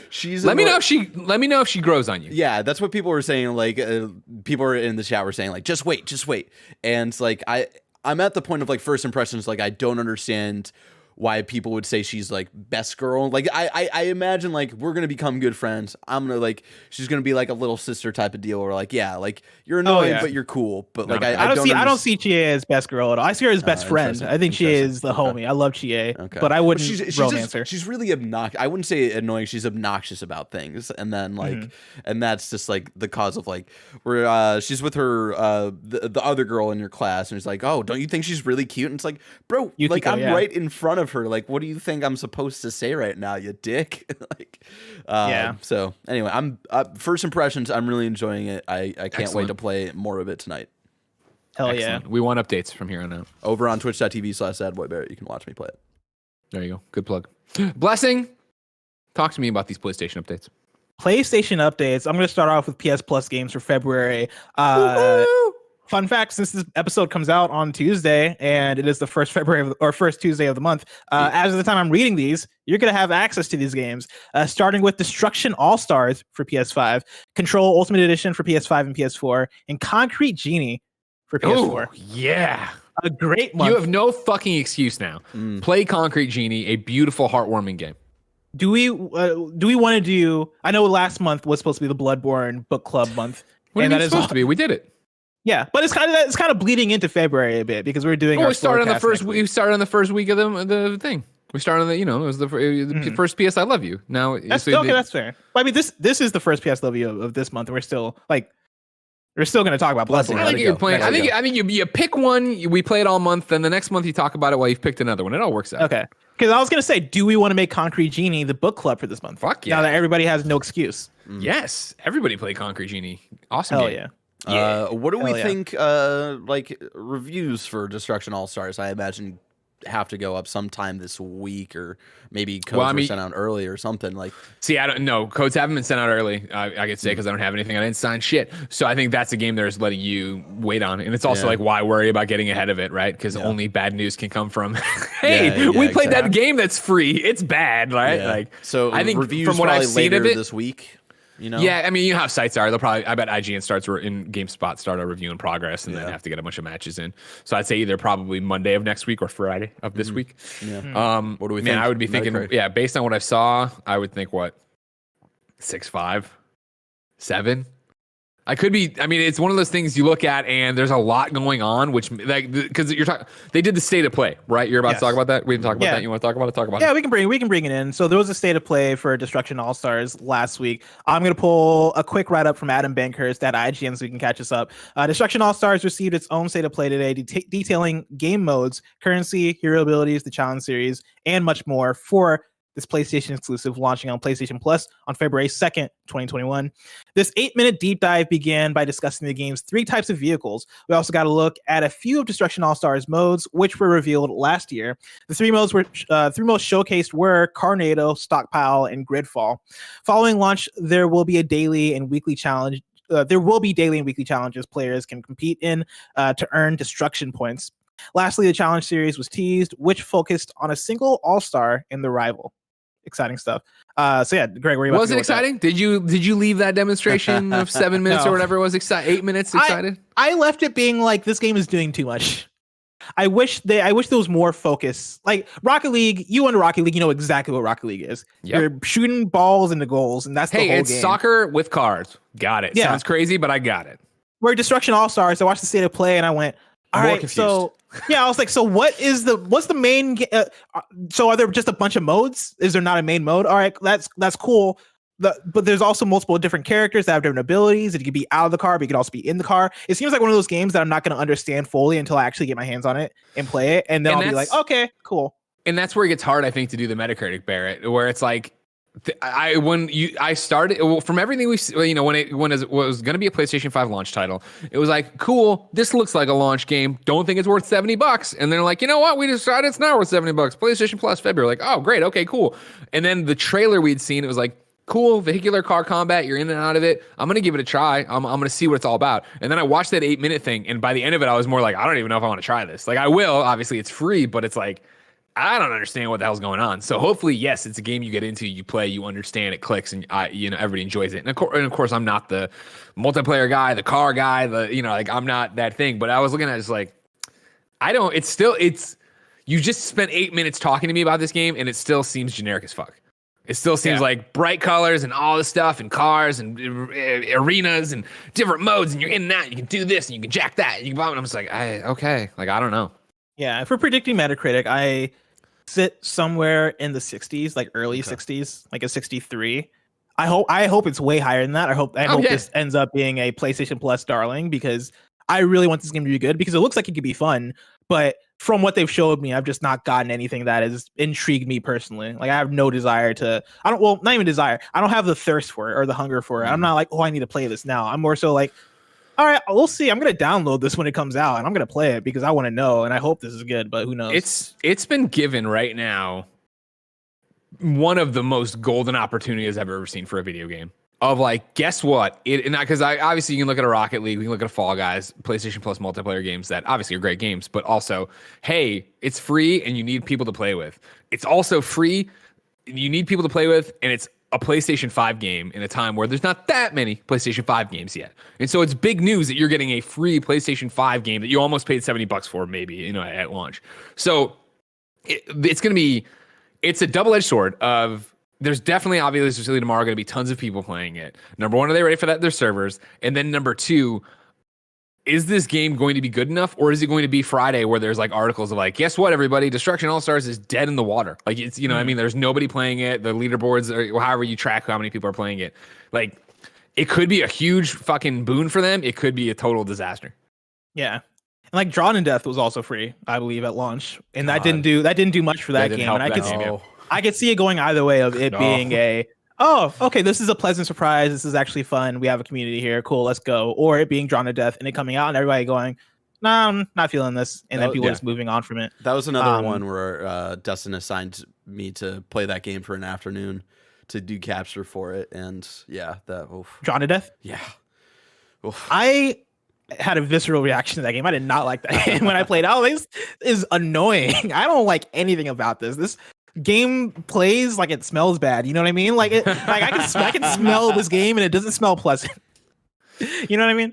I do know what I mean. I do. And not to and like, so you talk about that, and you know, for PlayStation Plus, it's also coming out alongside Control Ultimate Edition, which is like, you know, it is a golden opportunity for a multiplayer game if you're in it, but then also Control Ultimate Edition, amazing game, so many people's game of the year, let alone the Ultimate Edition now bringing the 60 frames, 4K, all that jazz, PlayStation 5 as well. Like, we'll see. Yeah. I should probably. Speaking of PlayStation 5 updates, Control. Yeah. You should. It was too spooky for me.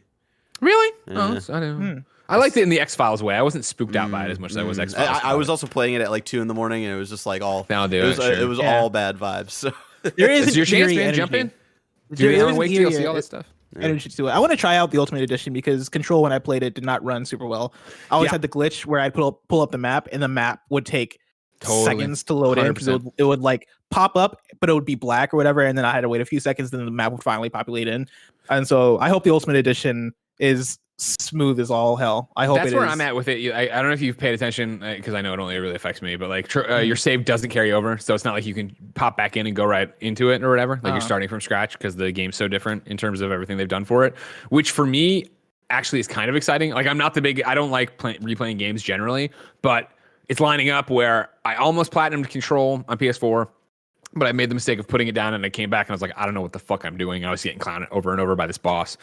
But now to have it on PlayStation 5, be able to start from scratch, learn again on the curve for it, that sounds exciting. And then after I played the Medium, I reviewed that over on the XCast, the latest XCast.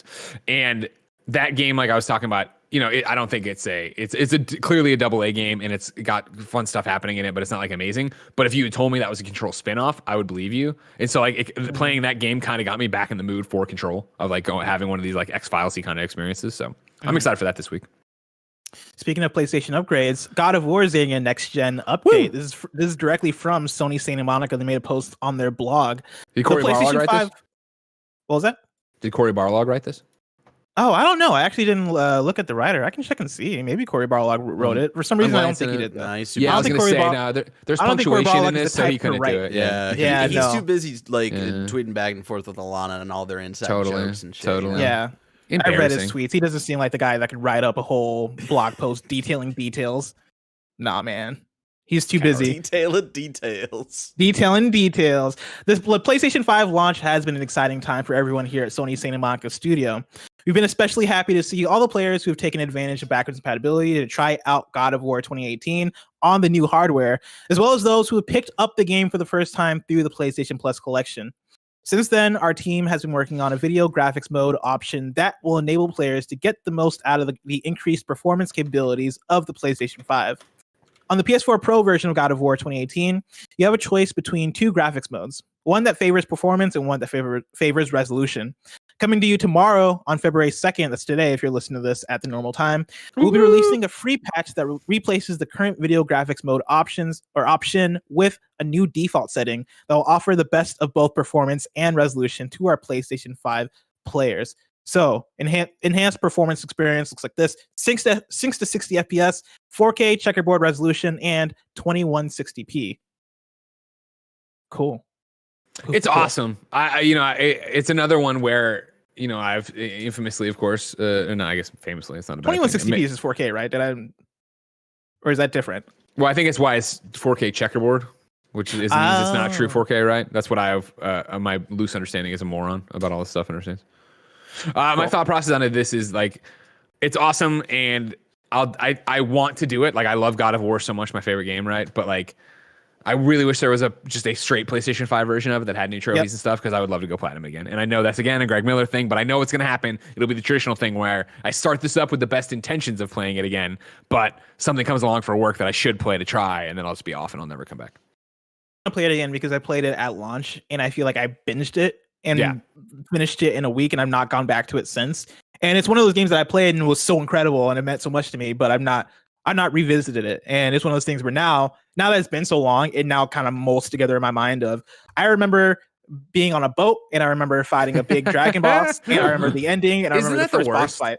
Yeah. God, I love it when you love a game, but you've played it in such a condensed fashion that it's all kind of lost to you. Like, I was shocked playing Last of Us, when Nick was playing Last of Us, and I sat down with him before Last of Us Part 2 and going through it, I was like, man, I forgot so much of this and characters and moments and stuff, because it was that I played it all that weekend.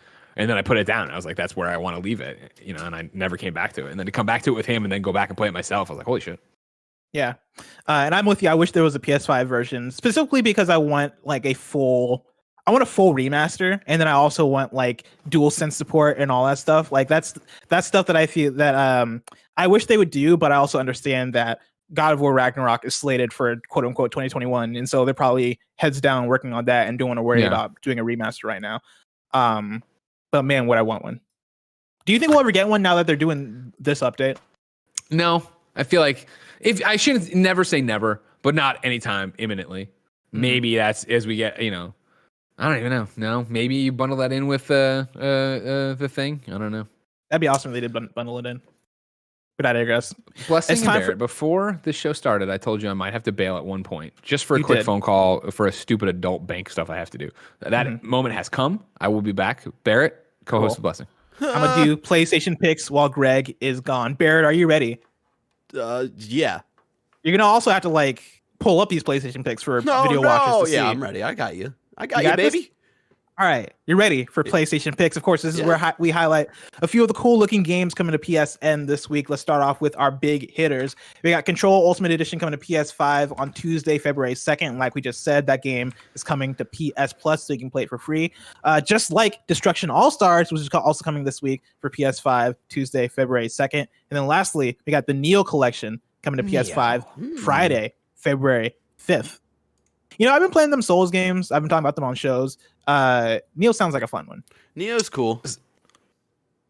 Oh, that's like a ringing endorsement. I'm back. Yeah, sorry, that was false alarm. Don't need it. Okay. I'll tell you what. The fact bank hours do not go well with podcasting hours. You know what I mean? No, they don't. Because this isn't a hard thing we're asking them to do for the account. But whatever, no big deal. The vibe of Neo is cool. I just don't think it stands out more than like what like Bloodborne and the From Software games. Sekiro does. Like I think it, to me personally, like it kind of loses that edge a little bit. But like if you're in the mood for more Souls stuff, like I think it definitely scratches that itch. That's my thing too. Is now that I finished Sekiro, a lot of people have been asking me, "What are you gonna play next? What are you gonna play next?" And I'm indecisive right now because I think in terms of games that have already come out, my next on the list would be Demon's Souls. But I know Elden Ring. No, I've only played Bloodborne and Sekiro. Oh, so you didn't play Demon's Souls when it like? Oh, no. Okay. Well, I started it. I played like the first couple hours, but I did not go past it because I was already in Bloodborne. And so that would be the next on my list. Elden Ring, I anticipating. I have like fingers crossed that it comes out this year. I would like to actually play that next because I kind of want to have a break. You know, I don't want to jump into another Souls-ish game right away. That's what I was wondering because it's with Andy. He's just playing them like do right back to back. It seems like. Yeah. And so like the idea of jumping right back into one. Now that I've rolled credits on Bloodborne, I want to look into the platinum because I know a lot of people have it. But like, I did not finish Bloodborne being like, bring on Demon's Souls. Let's go to Dark Souls. Let's do like no. I'm like this was good. And now I'm ready to move on to something else. Yeah, I see. I finished Bloodborne, ready for more. I finished Sekiro, being like, I want more Sekiro, but I don't necessarily just want more Souls games. Sekiro has a specific combat system that I really dig, and I already know Dark Souls and Demon Souls don't have a similar combat system because it feels very original for Sekiro. And so with that, I kind of side eye Neo a bit because I know Neo kind of falls within some of the same like setting and stuff as Sekiro, but it also isn't from software. It's gonna feel more like Souls too. Yeah, that's one thing. It's gonna feel more like Souls, and then also I consider myself more of a fan of the FromSoft games than Souls games in general. You know what I mean? Like, just because somebody puts out a Souls game, I don't think it's going to mean that I am automatically gravitate to it. I just respect From Software. Adeoye Jr., would you like a pitch on the one and only Neo 2? Sure, I'll take it. Batista Man 340 writes into patreon.com/kindafunnygames just like you can to be part of the show and says, hey, Blessing and Greg, I have a timely PlayStation pick for you this week. With both of you going through From Software Soulsborne games, I was thinking it's time for both of you to squad up together and take on enemies side by side in the looter slasher that Godfall seemed to have forgotten existed, Neo 2.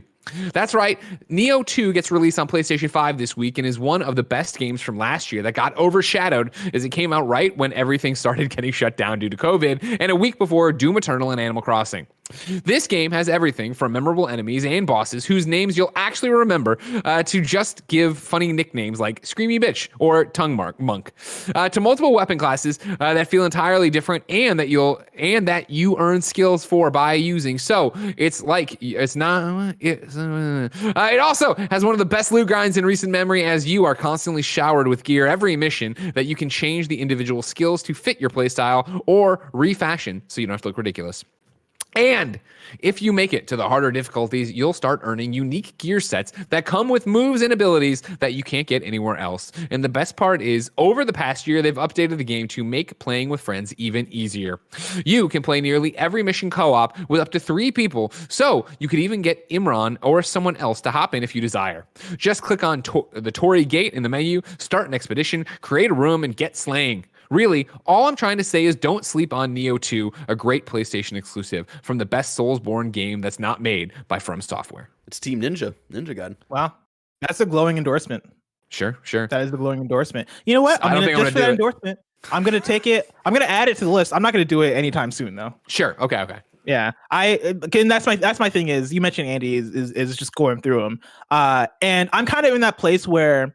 Coming out of Sekiro, I mentioned that like I crave more Sekiro, but I just don't crave more Souls. I do feel a little bit soulsed out in a sense where those games for me have taken so much dedication and focus that playing Sekiro in January meant that I didn't get to Hitman 3 and I didn't get to other games as quickly as I wanted to. And now that we're in February and we have a few more games on the horizon, even though Riders Republic, the future game of the year, has got delayed. I still want to take that break so I can focus on more cleanse your contemporary games. Yeah, I want to cleanse that palette. And so you got me interested here in Neo 2. I'm going to add it to the list, but it'll be somewhere after Demon Souls, maybe even after Dark Souls. We'll see. But Demon Souls is on the list, and then Elden Ring, whichever I get to first, it will be my next one. Okay. But Neo 2 does sound fantastic, so thank you for your write up there, Batista Man 340. Batista Man. Now, for the actual PlayStation picks this episode, I got 1 for this week, and then I got 4 from last week since we didn't get around to it last week. And there were some really actually cool games coming out on the platform last week. And so we're going to start with Werewolf the Apocalypse Earthblood, which comes to PS5 and PS4 Thursday, February 4th.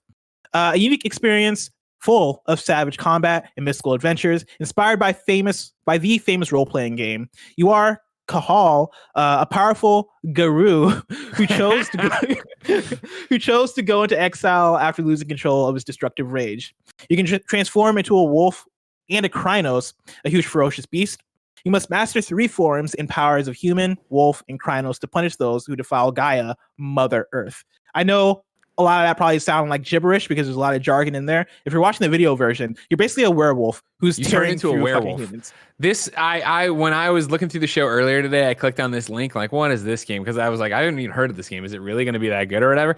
And then I looked at it and saw 2 seconds of it, went to my inbox. I Googled for it, and then I was like, can you please send me a code?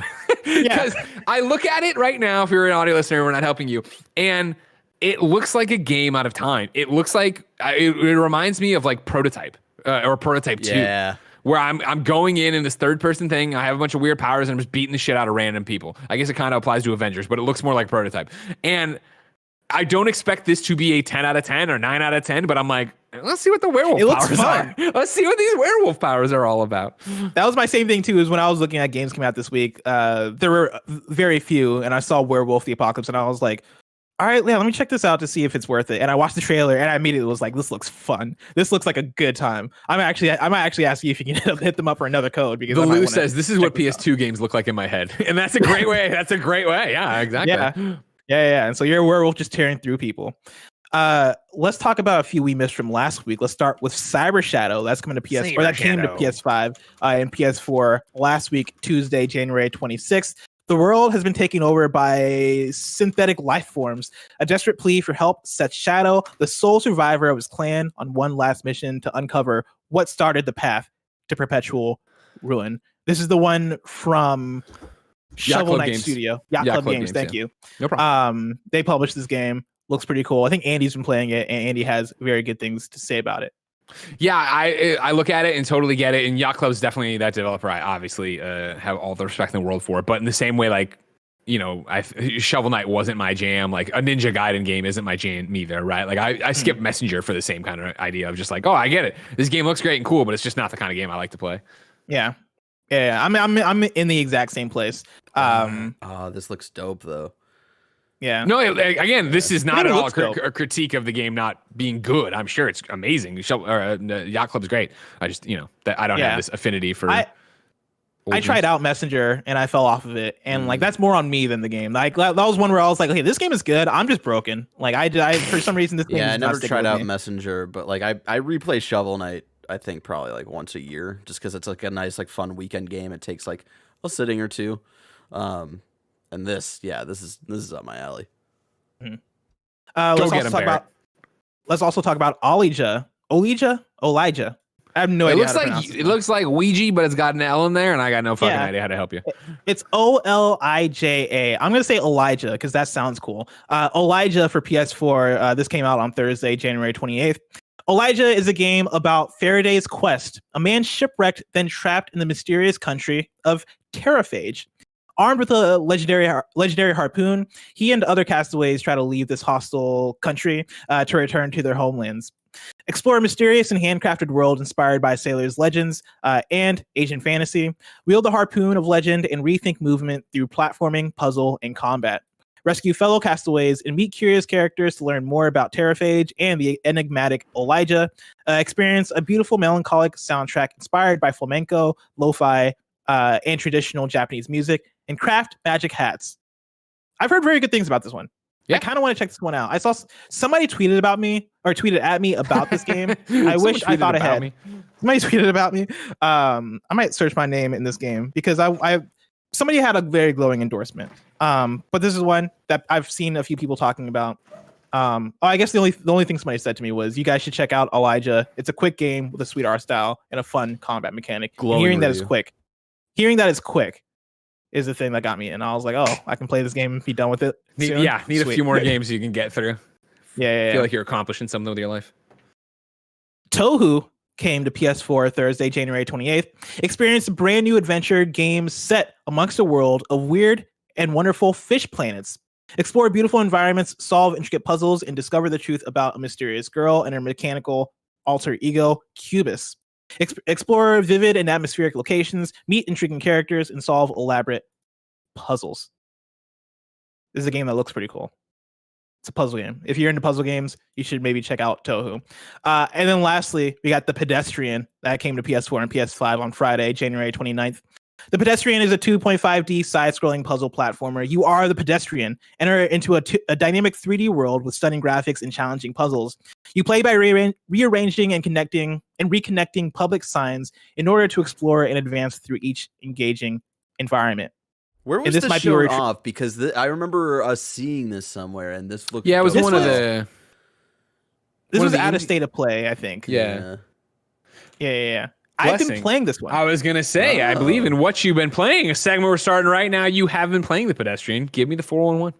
I am about 75% of the way through the pedestrian, and I really dig this game. It is a really, really fun puzzle platformer. Basically, if you're watching the video version, you're seeing it go down right now, but basically you are playing as a stick figure from a road sign, and you're walking back and forth between signs, and it's basically similar to, Greg, you're playing Carto right now, which has kind of a similar mechanic where each sign is amongst a group of other signs, and basically you press triangle, you zoom out, and you can rearrange the layout of the signs. Oh man, this is exactly Carto then. Yeah, and you connect them in certain ways so that if you go to the right through the right door, you'll go through the sign that you've assigned to it. No pun intended. And it's a puzzle game. Like it's exactly what you can expect from any other kind of puzzle platformer. But I really have enjoyed the puzzle layouts and mechanics. Like it is a really fun, quick game. I've played it for maybe about 3 to 4 hours, and I think I'm on the precipice of finishing it. Oh, nice. Okay. Yeah. Yeah. I mean, to bring it at the same time, Barrett, I know you're getting another segment ready. I apologize. I just dropped a trailer for Carto in there on my What You've Been Playing segment. So, last week, Simon Cardy, a friend of the show over at IGN.com, reviewed The Last Campfire, the Hello Games game that came out in August, but totally got overshadowed, and IGN didn't review it. So they put it up, and at the very top of their review, put in a little line that was like, editor's note, this game came out a long time ago, but, we're trying to, spotlight things and do reviews for games no matter how old they are. And I tweeted like, oh man, this is a great initiative. I'd love to see IGN do more of this, right? Like find games that got lost in the hullabaloo or, everything going on with bigger games coming out, or just how the pandemic shook out in 2020. And one of our friends from the industry, Nick Sutner, responded to my thing saying to IGN, do Carto next. What's that, Barrett? I haven't. Where did you send it? It's on the doc. I'm sorry, I put it on the doc. Okay, so what you've been playing, Greg Carto. So he put do Carto next to IGN or whatever, and I responded to him. I was like, "Oh my god, like that's funny you say that because it's been on my PlayStation cross media bar, or whatever you want to call it, now forever." And he's like, now you just have to play it." And I was like, "You know what? I do." So I started up Carto, and if you're not familiar with Carto, you're seeing it now. Adorable art style. The idea is that Carto like cartography. You get blown out of your airship, you land into a different world, and you have all these different map squares spread out. You collect the map squares, put them down, and then you can spin them around to make a map in real time. Of course, it's like a puzzle game like we're talking about. So, if there's a road going off one side of the map, you can't just put a forest on top of that. You have to put a road on top of it to connect. Or if it ends in a forest, you have to put a forest. If it ends in grass, you have to put a grass. So you're matching up the environments as you go to build it out. And then you meet different people in the world who are like, oh man, like, this person's in the forest, deep in the forest. So you have to figure it out. And like, it might be as simple as putting all the forest tiles around a blank square to then make a new square appear in the center that you could go to and get it done.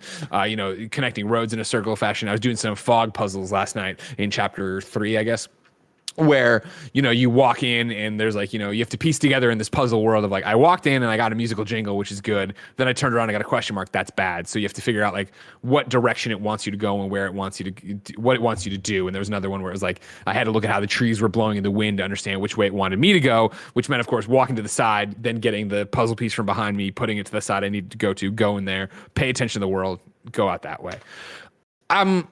It's that thing where I was like, it caught my eye a long time ago for me to get it, put it on my PlayStation, and then never get to it, of course.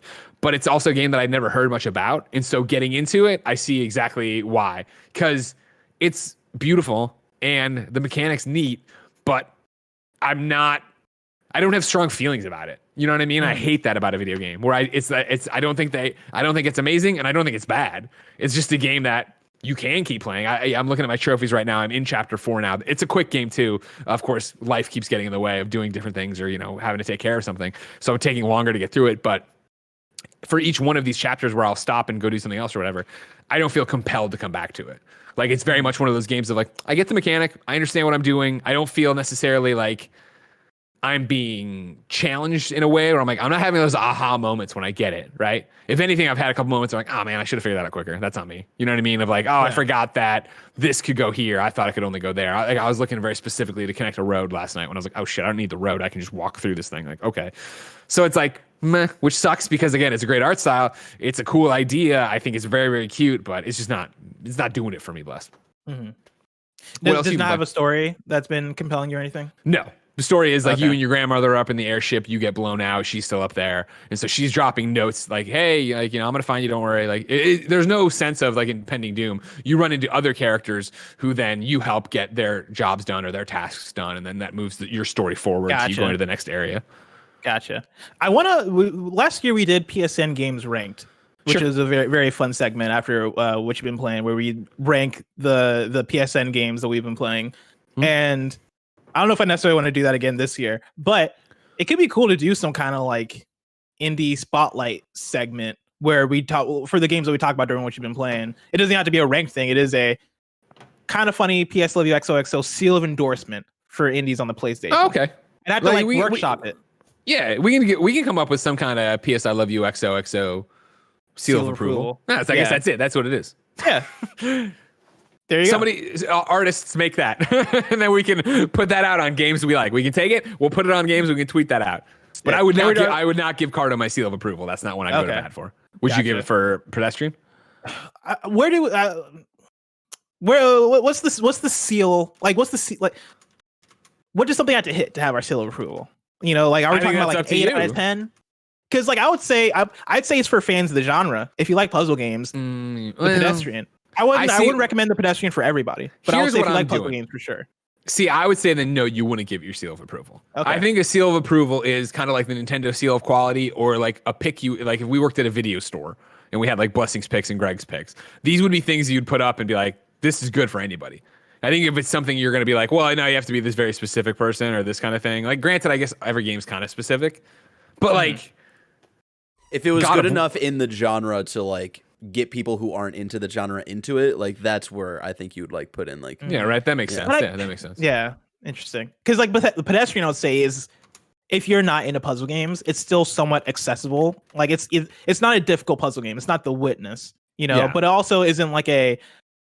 If I'm recommending somebody the 5 games on PSN in the months of January and February to play, I don't know if I put Pedestrian in there. Like, it's a strong 8 out of 10 to me. Yeah, I don't think it is then, personally. But that's how I'm going to use my seal. You can use your seal however you want to. Gotcha. All right. I'm going to leave it out for now. Demetrius in the chat says it's got to be Parasite Eve quality. Gotta be Parasite. Gifted Dimnos. If this shit ain't the new if this ain't the Parasite Eve hotness, we ain't got time for it. Nobody's got time for it. It's facts. Are we doing the seal of approval only for PSN games? I don't think so. I think that's for whatever you want to give it to. Oh, damn. That's just a fun thing to do. Oh, damn. All right, cool. I guess we're doing this. I beat Hitman 3 and Sekiro. Which one do you want me to talk about first?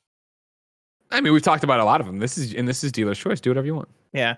I guess Sekiro, I have already talked about it quite a bit on this episode already. Yeah, so I can just get your Hitman takes.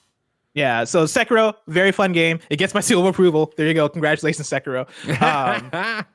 I adored it. I thought the game was really fun. I've been having a lot of people ask me which one I like better between Bloodborne and Sekiro. And it's a fun question because I like them very differently. I really like the combat of Sekiro. Like, I love the combat of Sekiro. And I'd probably say from a pure gameplay sense, I like Sekiro more, but Bloodborne I just love more overall, because from gameplay to aesthetic to the way in which they do story and all that stuff, I just loved it more all around. And we're going to talk about that more next week. And so I'll save that there. But yeah, Sekiro I had a fantastic time with. Really enjoyed it. Hitman 3 beat yesterday. Also had a very fantastic time with it.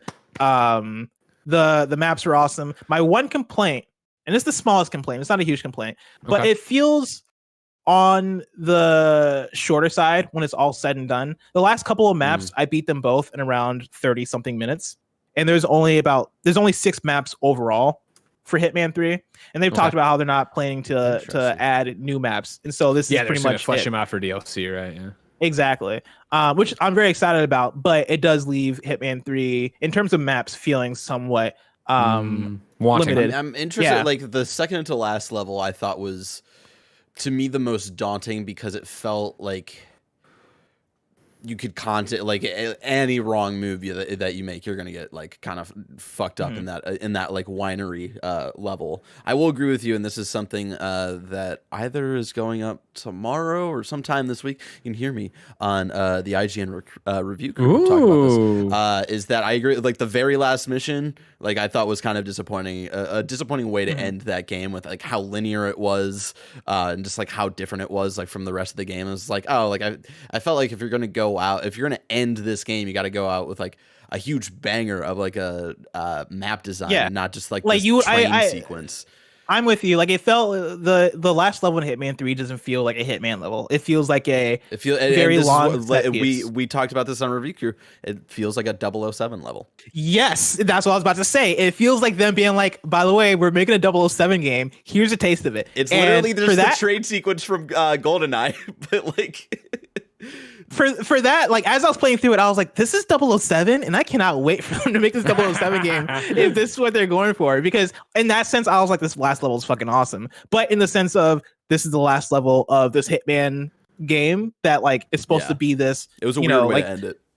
Yeah. For a game where you're going to go back and replay levels and have people add in new contracts and do escalations and all that stuff, I'm sure people will find a way to do it with that last level, but it did not feel tailored for that. I'm never itching to go back to that last level ever again, where I'm like, I want to go back to the winery level and like try to do everything the best. Because like, I think that level overall was like my worst performance and just like how I got those kills. Dude, I was like, these weren't really exciting. Like I got to get more creative of like how to find out how to like take out these targets.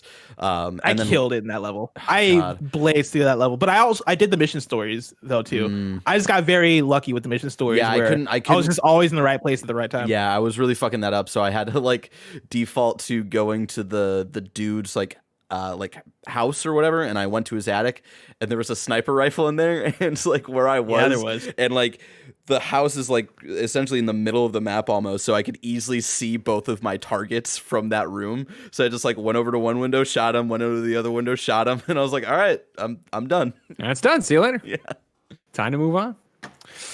Outside of Cardo, I've been playing something I can't talk about yet, but it sucks because I could talk about it tomorrow. Then Bloodborne, which we'll talk about next week, obviously. Still going with Judgment. I feel like it's this is the the Yakuza detective game. Still hitting all the things I wanted from a detective thing, but I have a feeling with Division dropping its PS5 update and a couple other things I'm tinkering with, I might play Judgment up until the next chapter break, because the chapters start with such a great thing of like previously on Judgment. It tells you everything that happened and where you are in the story. So I feel like if I get to that and I hold off there, I can move to a couple other things and then come back to it whenever I come back to it. And then last week I was going to talk about Platinum, Cyberpunk, and Avengers finally. So all eyes on me, everybody. Come on. Thank you, Blessing. Thank you, Blessing. You know what I mean? Across it. Shout out to CD Projekt Red for getting the save fix I needed. So that one goddamn level when I didn't even load into the game. I started it. It was loading. I was still on the load screen and it just popped the trophy and then popped the platinum. And I was like, great. That's hilarious. Did it, quit, done, out, onto the next thing. Can't wait. It seems like that's the only thing they fixed with that update, because apparently it broke everything what? else. Don't care. That's all I needed. Jokes on everybody else, bless. I don't care about that. I just wanted my trophy and then get on my way. And then, Avengers, I finally got the Hive trophy that had been chasing me forever and ever and ever, which means now I'm all set for Hawkeye. What is it? Future Imperfect. Got the Maestro out there, a whole bunch of stuff. Can't wait. February 16th. A lot of words. February 16th, everybody, don't worry. Maybe 15th, 16th, I think. I don't know my calendar. It's crazy how that game... Save the date. That game came out in September, and I'm already 16th. At the point where I'm like, I don't know what's going on in that game anymore. That's why you just said a lot of words. Believe it or not, Blessing, you'd be able to catch up very quickly. very, very quickly. I was having that game. But that's the story of our different time. February 16th, live reactions. Everybody, don't worry. PlayStation 5 update patch. See what's going on with Hawkeye. I can't wait. It's but Andy's for now, birthday too. Wow. Man, they know what a big fan he is. They probably put it out for the same reason, just to do it. For now, ladies and gentlemen, let's move to hashtag PSILOVEPHOTOMODE. This is our brand new segment where we ask you to listen to this segment on the show, and then on Twitter, take your screenshots and photo modes from your favorite video games or whatever challenge prompt we give you. Tweet with the hashtag PSILOVEPHOTOMODE. We go through and we pick a winner. What does the winner get? Nothing. But you all have a lot of fun, and we all get to see what it is. If you want to start with runner-up number 1, it is Nate D. Daxter. He is a Ghost of Tsushima pick here. I think, my pick wasn't Ghost of Tsushima, or my prompt wasn't Ghost of Tsushima. It was about how much I was enjoying Judgment, and I said, that's just a game I jumped into. So, hey, everybody out there, whatever game you're playing right now, give me some hot photo mode action from, or your favorite screenshots from. If you're an audio listener here, Nate's beautiful beautiful shot here, of course, is Jin on his horse overlooking some water. We got the reflections, we got the leaves, and then I like the understated just Ghost of Tsushima logo right in the center. Bless, beautiful. It's I don't know hot. if, Blessing, you don't talk about it often, so I don't know how you feel about it, but Ghost is a very beautiful game. Oh, I mean, I I've talk about it all the time. I've never heard Bless talk about Ghost of Tsushima. Never I heard don't- you I say don't- anything about it, yeah. This What do you have against Andrew Goldfarb, Blessing? Yeah. I played Ghost with Andrew Goldfarb. I've never I seen let it anything. slide when it came to Miles Morales because I don't like that game. But Ghost of Tsushima, you admitted it. He admitted it. We knew he would. Then here's another runner-up here is James Ashton, another Ghost of Tsushima, just by happenstance. I don't know if it's meant to be viewed in horizontal instead of vertical, but I like it either way. Of course, the Japanese text there, Jin overlooking, black and white for the most part, some gold accents, and then Ghost of Tsushima down there. It looks like a really cool movie poster that I could see in the AMC like it. Cineplex Just if tilt I ever your went head. there. It's really cool. Crushed it. Beautiful. I love it. Could be a great phone lock screen. You know what I mean? Just putting it out there. Just putting it out there, everybody. And then the one I picked as the best of the week, which was actually 2 weeks ago, Dustin Cunningham, who put out this amazing shot from Blessing's favorite game, Spider-Man Miles Morales. Miles here in his cool techno suit. Or no, I guess that's not. That's the It's the Spider-Verse. 2020 suit. It's It is. I couldn't tell. It's You're the right, 2099 suit, right? Yeah. In front of Roxxon here with some great lighting. That Really, that turned up. area in like that part of the game is just like the best area to show off the like ray tracing and shit. Ray tracing. It's Yeah, so no, this looks, beautiful. the reflection looks amazing here. Beautiful. Great work, everybody. Blessing, since that was my pick for the cool thing you're playing right now for hashtag PSILOVEPHOTOMODE, that means for the next episode, you get to pick what is everybody going to be trying to take photos of? Since we're doing our Concrete Genie book club, I figure it's only right to do Concrete Genie. I don't know if that game has a photo mode, but I'm sure we can figure it out. Take some great screenshots, send them over, hashtag PSILOVEPHOTOMODE. Concrete Genie is the game I'm choosing. We do a segment called Trophies and Chill where you can write in with your PSN profiles. We can go in, we can judge them, or we can just talk about trophies, or we can do both. Today, we're just talking trophies. With the Platinum in Cyberpunk and Avengers, I am now at 145 Platinum trophies on my PSN profile, Blessing, which means we are 5 away from a milestone, 150, which means we have to decide what I will Platinum. I have rules, of course. It has to be something I'd want to play. It has to be something that basically I'd want to play. You know what I mean? That's the struggle. I don't want to Does just that rule talk. out Bloodborne? No, that's the thing I have open. So like what I had on the short list here was Iron Man VR, which I'm not that far off the platinum of. I have to do another playthrough of. But more importantly, I just don't think I'm in the mood to drag out all my VR stuff. I have Ghostbusters on here because, of course, Ghostbusters Remastered got rid of the shitty multiplayer trophies, but then there's still hard mode, which is really a bitch. And then I have Bloodborne because over here I have the PSN profiles.com Bloodborne trophy list up, and I'm trying to figure out, what I still need to do. Like, what are the annoying trophies? Because right now I haven't looked ahead for spoilers, obviously, ahead of time. I didn't want to know what was coming or where we were going. So as I look through this, they haven't broken up into different stages here. I made the save thing. Do I have to play through the game again? Is there a New Game Plus trophy? No, you don't need to play through New Game Plus as long as you have that save intact. Yeah, I'm gonna be. There are 3 endings, okay. just so you know. Yeah, I was gonna get the second one after this show if I have time before the next thing. Yeah, and So, so like, you're gonna right do there. that. So all 3 of those endings are tied to different trophies. I'm trying to think. You might want to back up that save on a USB because, like, that's depending on what I did. That's what I did. No, it's on. Oh, it's you in did? the PS5 Okay. right now in a USB. Perfect. Because depending on what you have in your inventory, I have no idea. You probably don't have the thing you need to get the Okay. third ending yet. Those things, it's very easy to find. But you basically have to collect 3 items. And that's get my thing. that So last ending. well, theoretically, and I know you're not a platinum person. Theoretically, it would just be going back and beating enemies again, and then beating specific things, right? Yes, Like- but then I believe there are trophies tied to the Chalice dungeons, and I don't know how long those take. That might be another 10 hours, but I'm not even sure. That'd be a tomorrow question. See if tomorrow's online. I got a platinum miles eventually. Oh, you got to. Yeah, I got. Same. What do I have left? I've got unlock all skills, purchase all suits, perform 100 combo.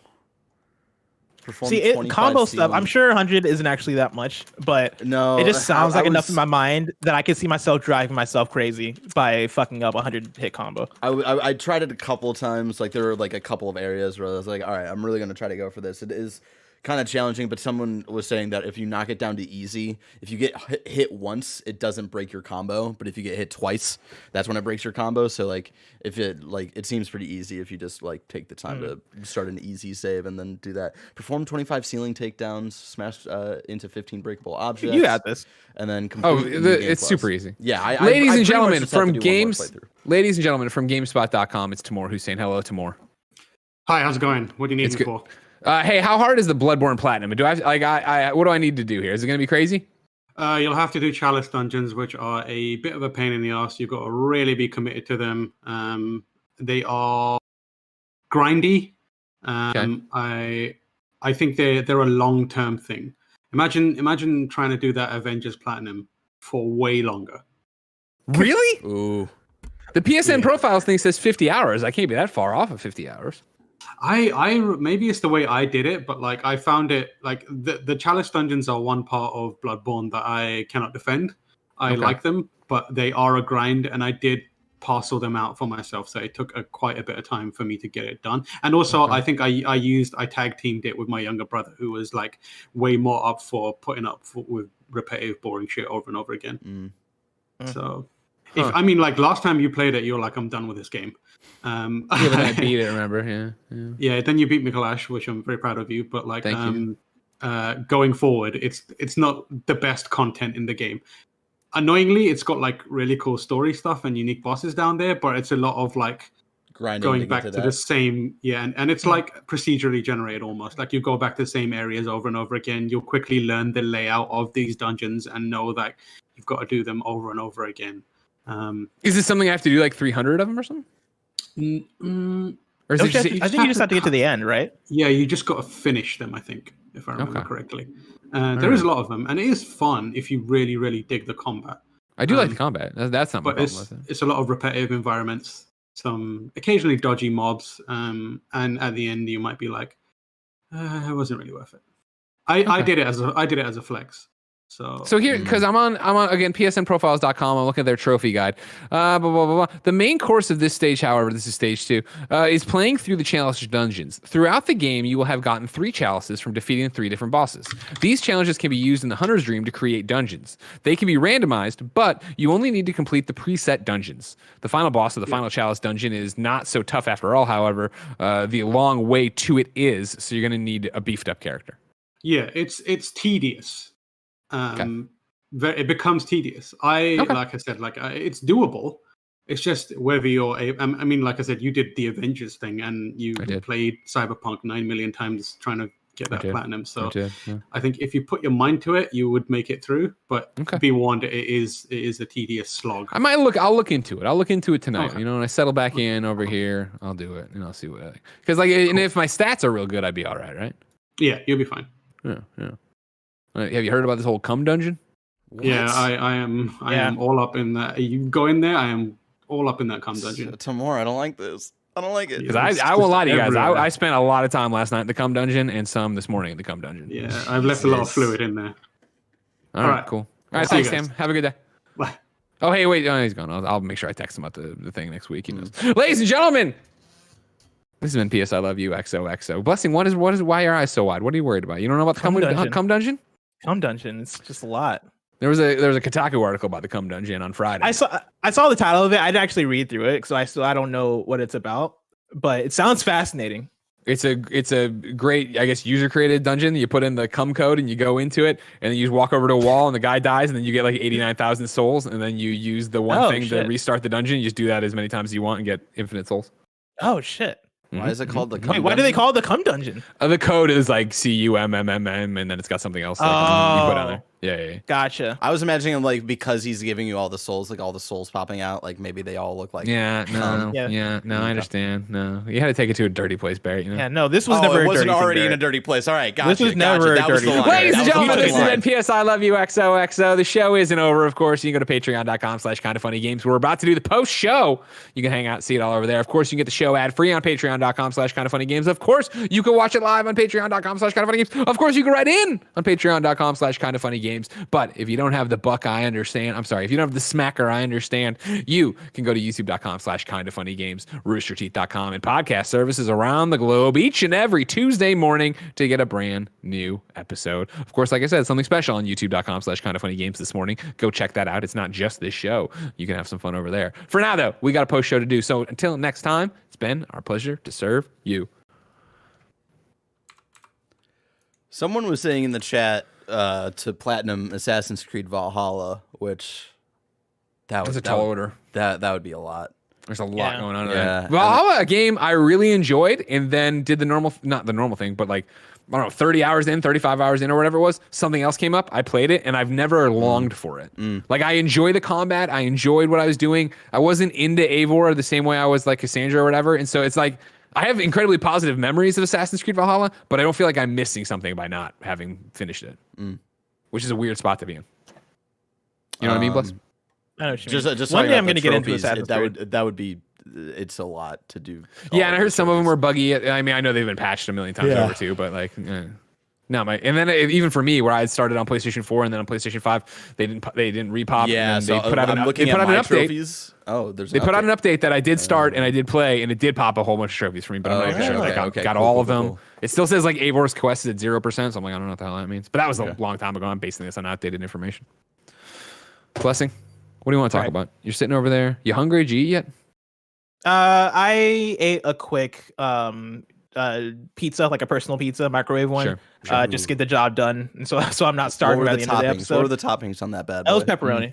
It was just pepperoni. Nice. I'm thinking about what I'm going to eat after this. I don't know yet. I still have a couple of Freshlies left in the fridge. Okay. I'm a very big fan of the Freshlies. And the Freshlies, I'm sorry, the Freshlies are the ones that are like the pre-done meals. You're not cooking these. These are just done. They're just done, and so I put them in the microwave, and they're good to go. Great. And it is like legit meals. I'm surprised by how good they are for something that you cook in the microwave, because they send it to you, and you look at the packaging, and they're like, okay, you have to. For mine, I think I got them like 5 days ago, and they're like, you can eat this by the latest February 5th. And so they are like, you have to eat them the week of, or they're gonna go bad. And so like they are prepped meals, and they've been good. They've been good.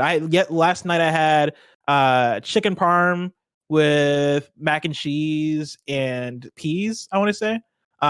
Very good. Very good. Here's what I'm looking right now, because like I said, I spent a lot of time in the Cum Dungeon. And so I don't know what my overall level is at, but I'm looking through, like, obviously this trophy guide gets in the nitty gritty, right? And so it's got it here of like, to beat the wet nurse, they're recommending your level 75 or 70 to 75. Mm-hmm. After that, it's a whole, 1, 2, 3, 4. They got 4 other bosses here. Like, I guess this final one, no spoilers, it says 120 plus. But if I just spend some more time in the Cum Dungeon, I can get that, right? Unless that's the chalice. Are they talking about the chalice? That's the chalice dungeon, yeah. The final. Oh, okay.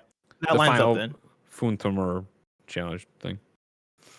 I believe in you. I didn't even touch the challenge dungeons because I was just like, I got no interest. Yeah, you know, I've done what I've come here to do. If I have craving for more Bloodborne, then I'll jump into the chalice dungeons, but I don't feel compelled to get in there. See, I feel like the thing that would stop me, again, and this is just me glancing at this trophy list, is that I would feel like it's going to be a bitch to get to some of this stuff. Because every time, even when I did have questions about Bloodborne, and I would look for a guide or something, right? It wasn't like how other guides are broken up of like, here's a very simple way to do it. It was always like a paragraph, like on top of each other, text on IGN that was like, do this and do that. Now, if you went left, you do this, and if you went right, you do this. And so, like, if I'm gonna have to do that for every boss, of like, where the fuck am I going? What am I doing? I probably want to do that. Yeah, and I don't know enough about the chalice dungeons. I know they're randomized to some extent, and so I don't even know how much that would help you out. Maybe it would a little bit, depending on what parts of them are randomized, but who knows? I'll look into it. I'll give this a good. Also, do you feel like it'd be a worthy one for your what is it, 150th? Yeah. Like, you have that connection with Bloodborne like that, or no, I do not have that connection with it. Where I think like it's it doesn't have a special place in my heart. No, but it's a good game, and I know it's like how many people love it, and so they did play more of it, right? To feel more of stuff like that.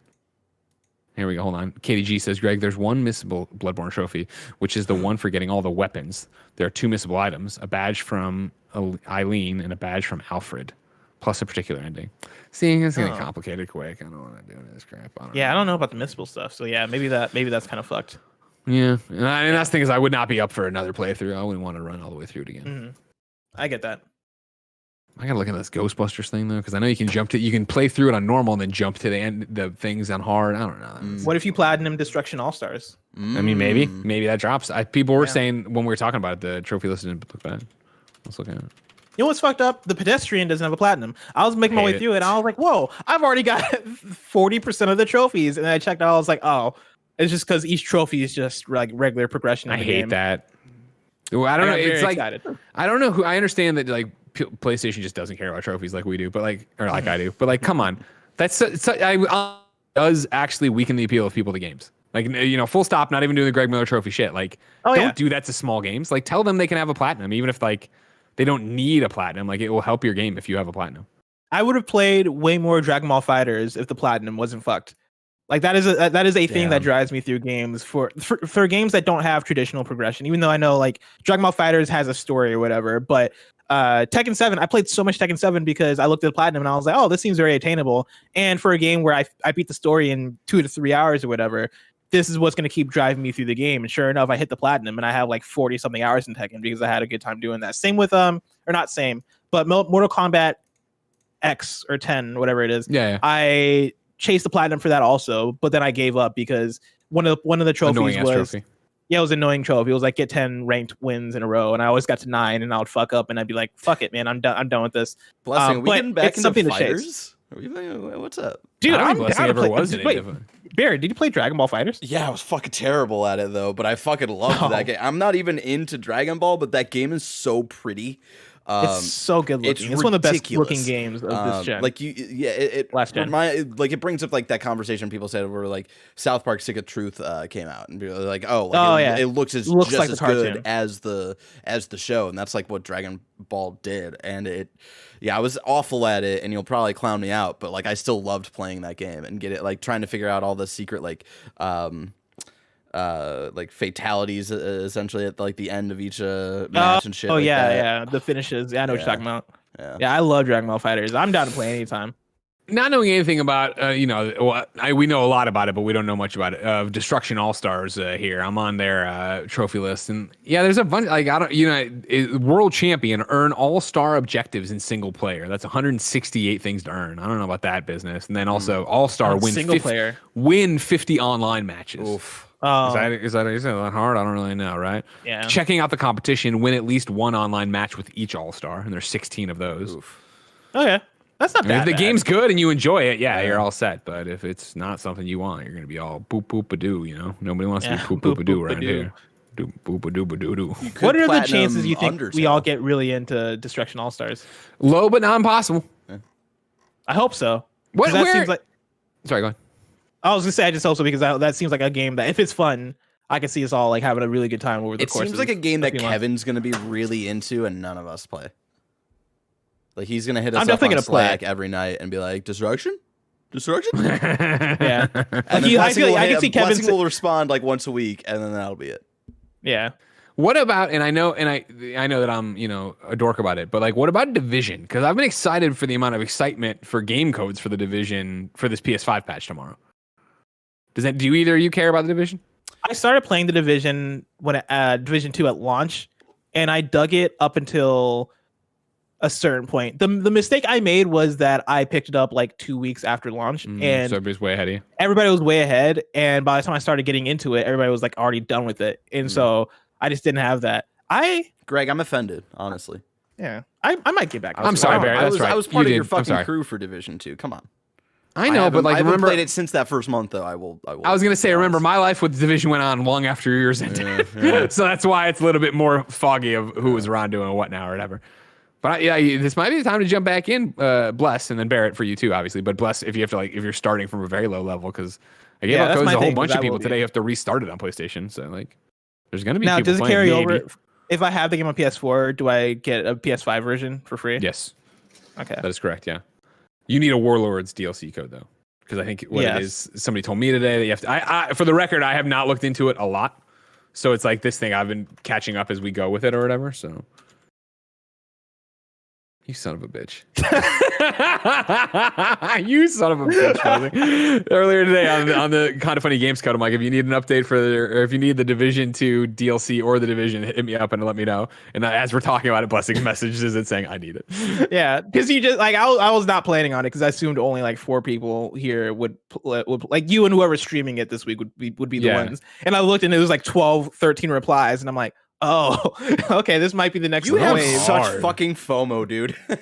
I do. It's ridiculous. Play every game, Blessing. Come on, just. That's the thing too. Is I made the resolution this year that I was going to play less games but beat more games, and so I have it on G. I have like the GG. You're doing real bad at that so far, bud. Yeah, I have the GGs going, and now I see this division thing happening. I know for a fact I'm not going to beat whatever the division is, but if other people are playing, yeah. So what you're getting here is that you're getting a patch for it tomorrow, a 4K 60 frames per second support for Series X and PlayStation 5.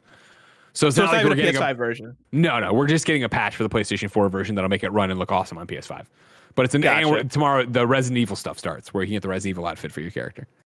Cool. I don't care about that. People. Okay. Well, I don't care, but I care.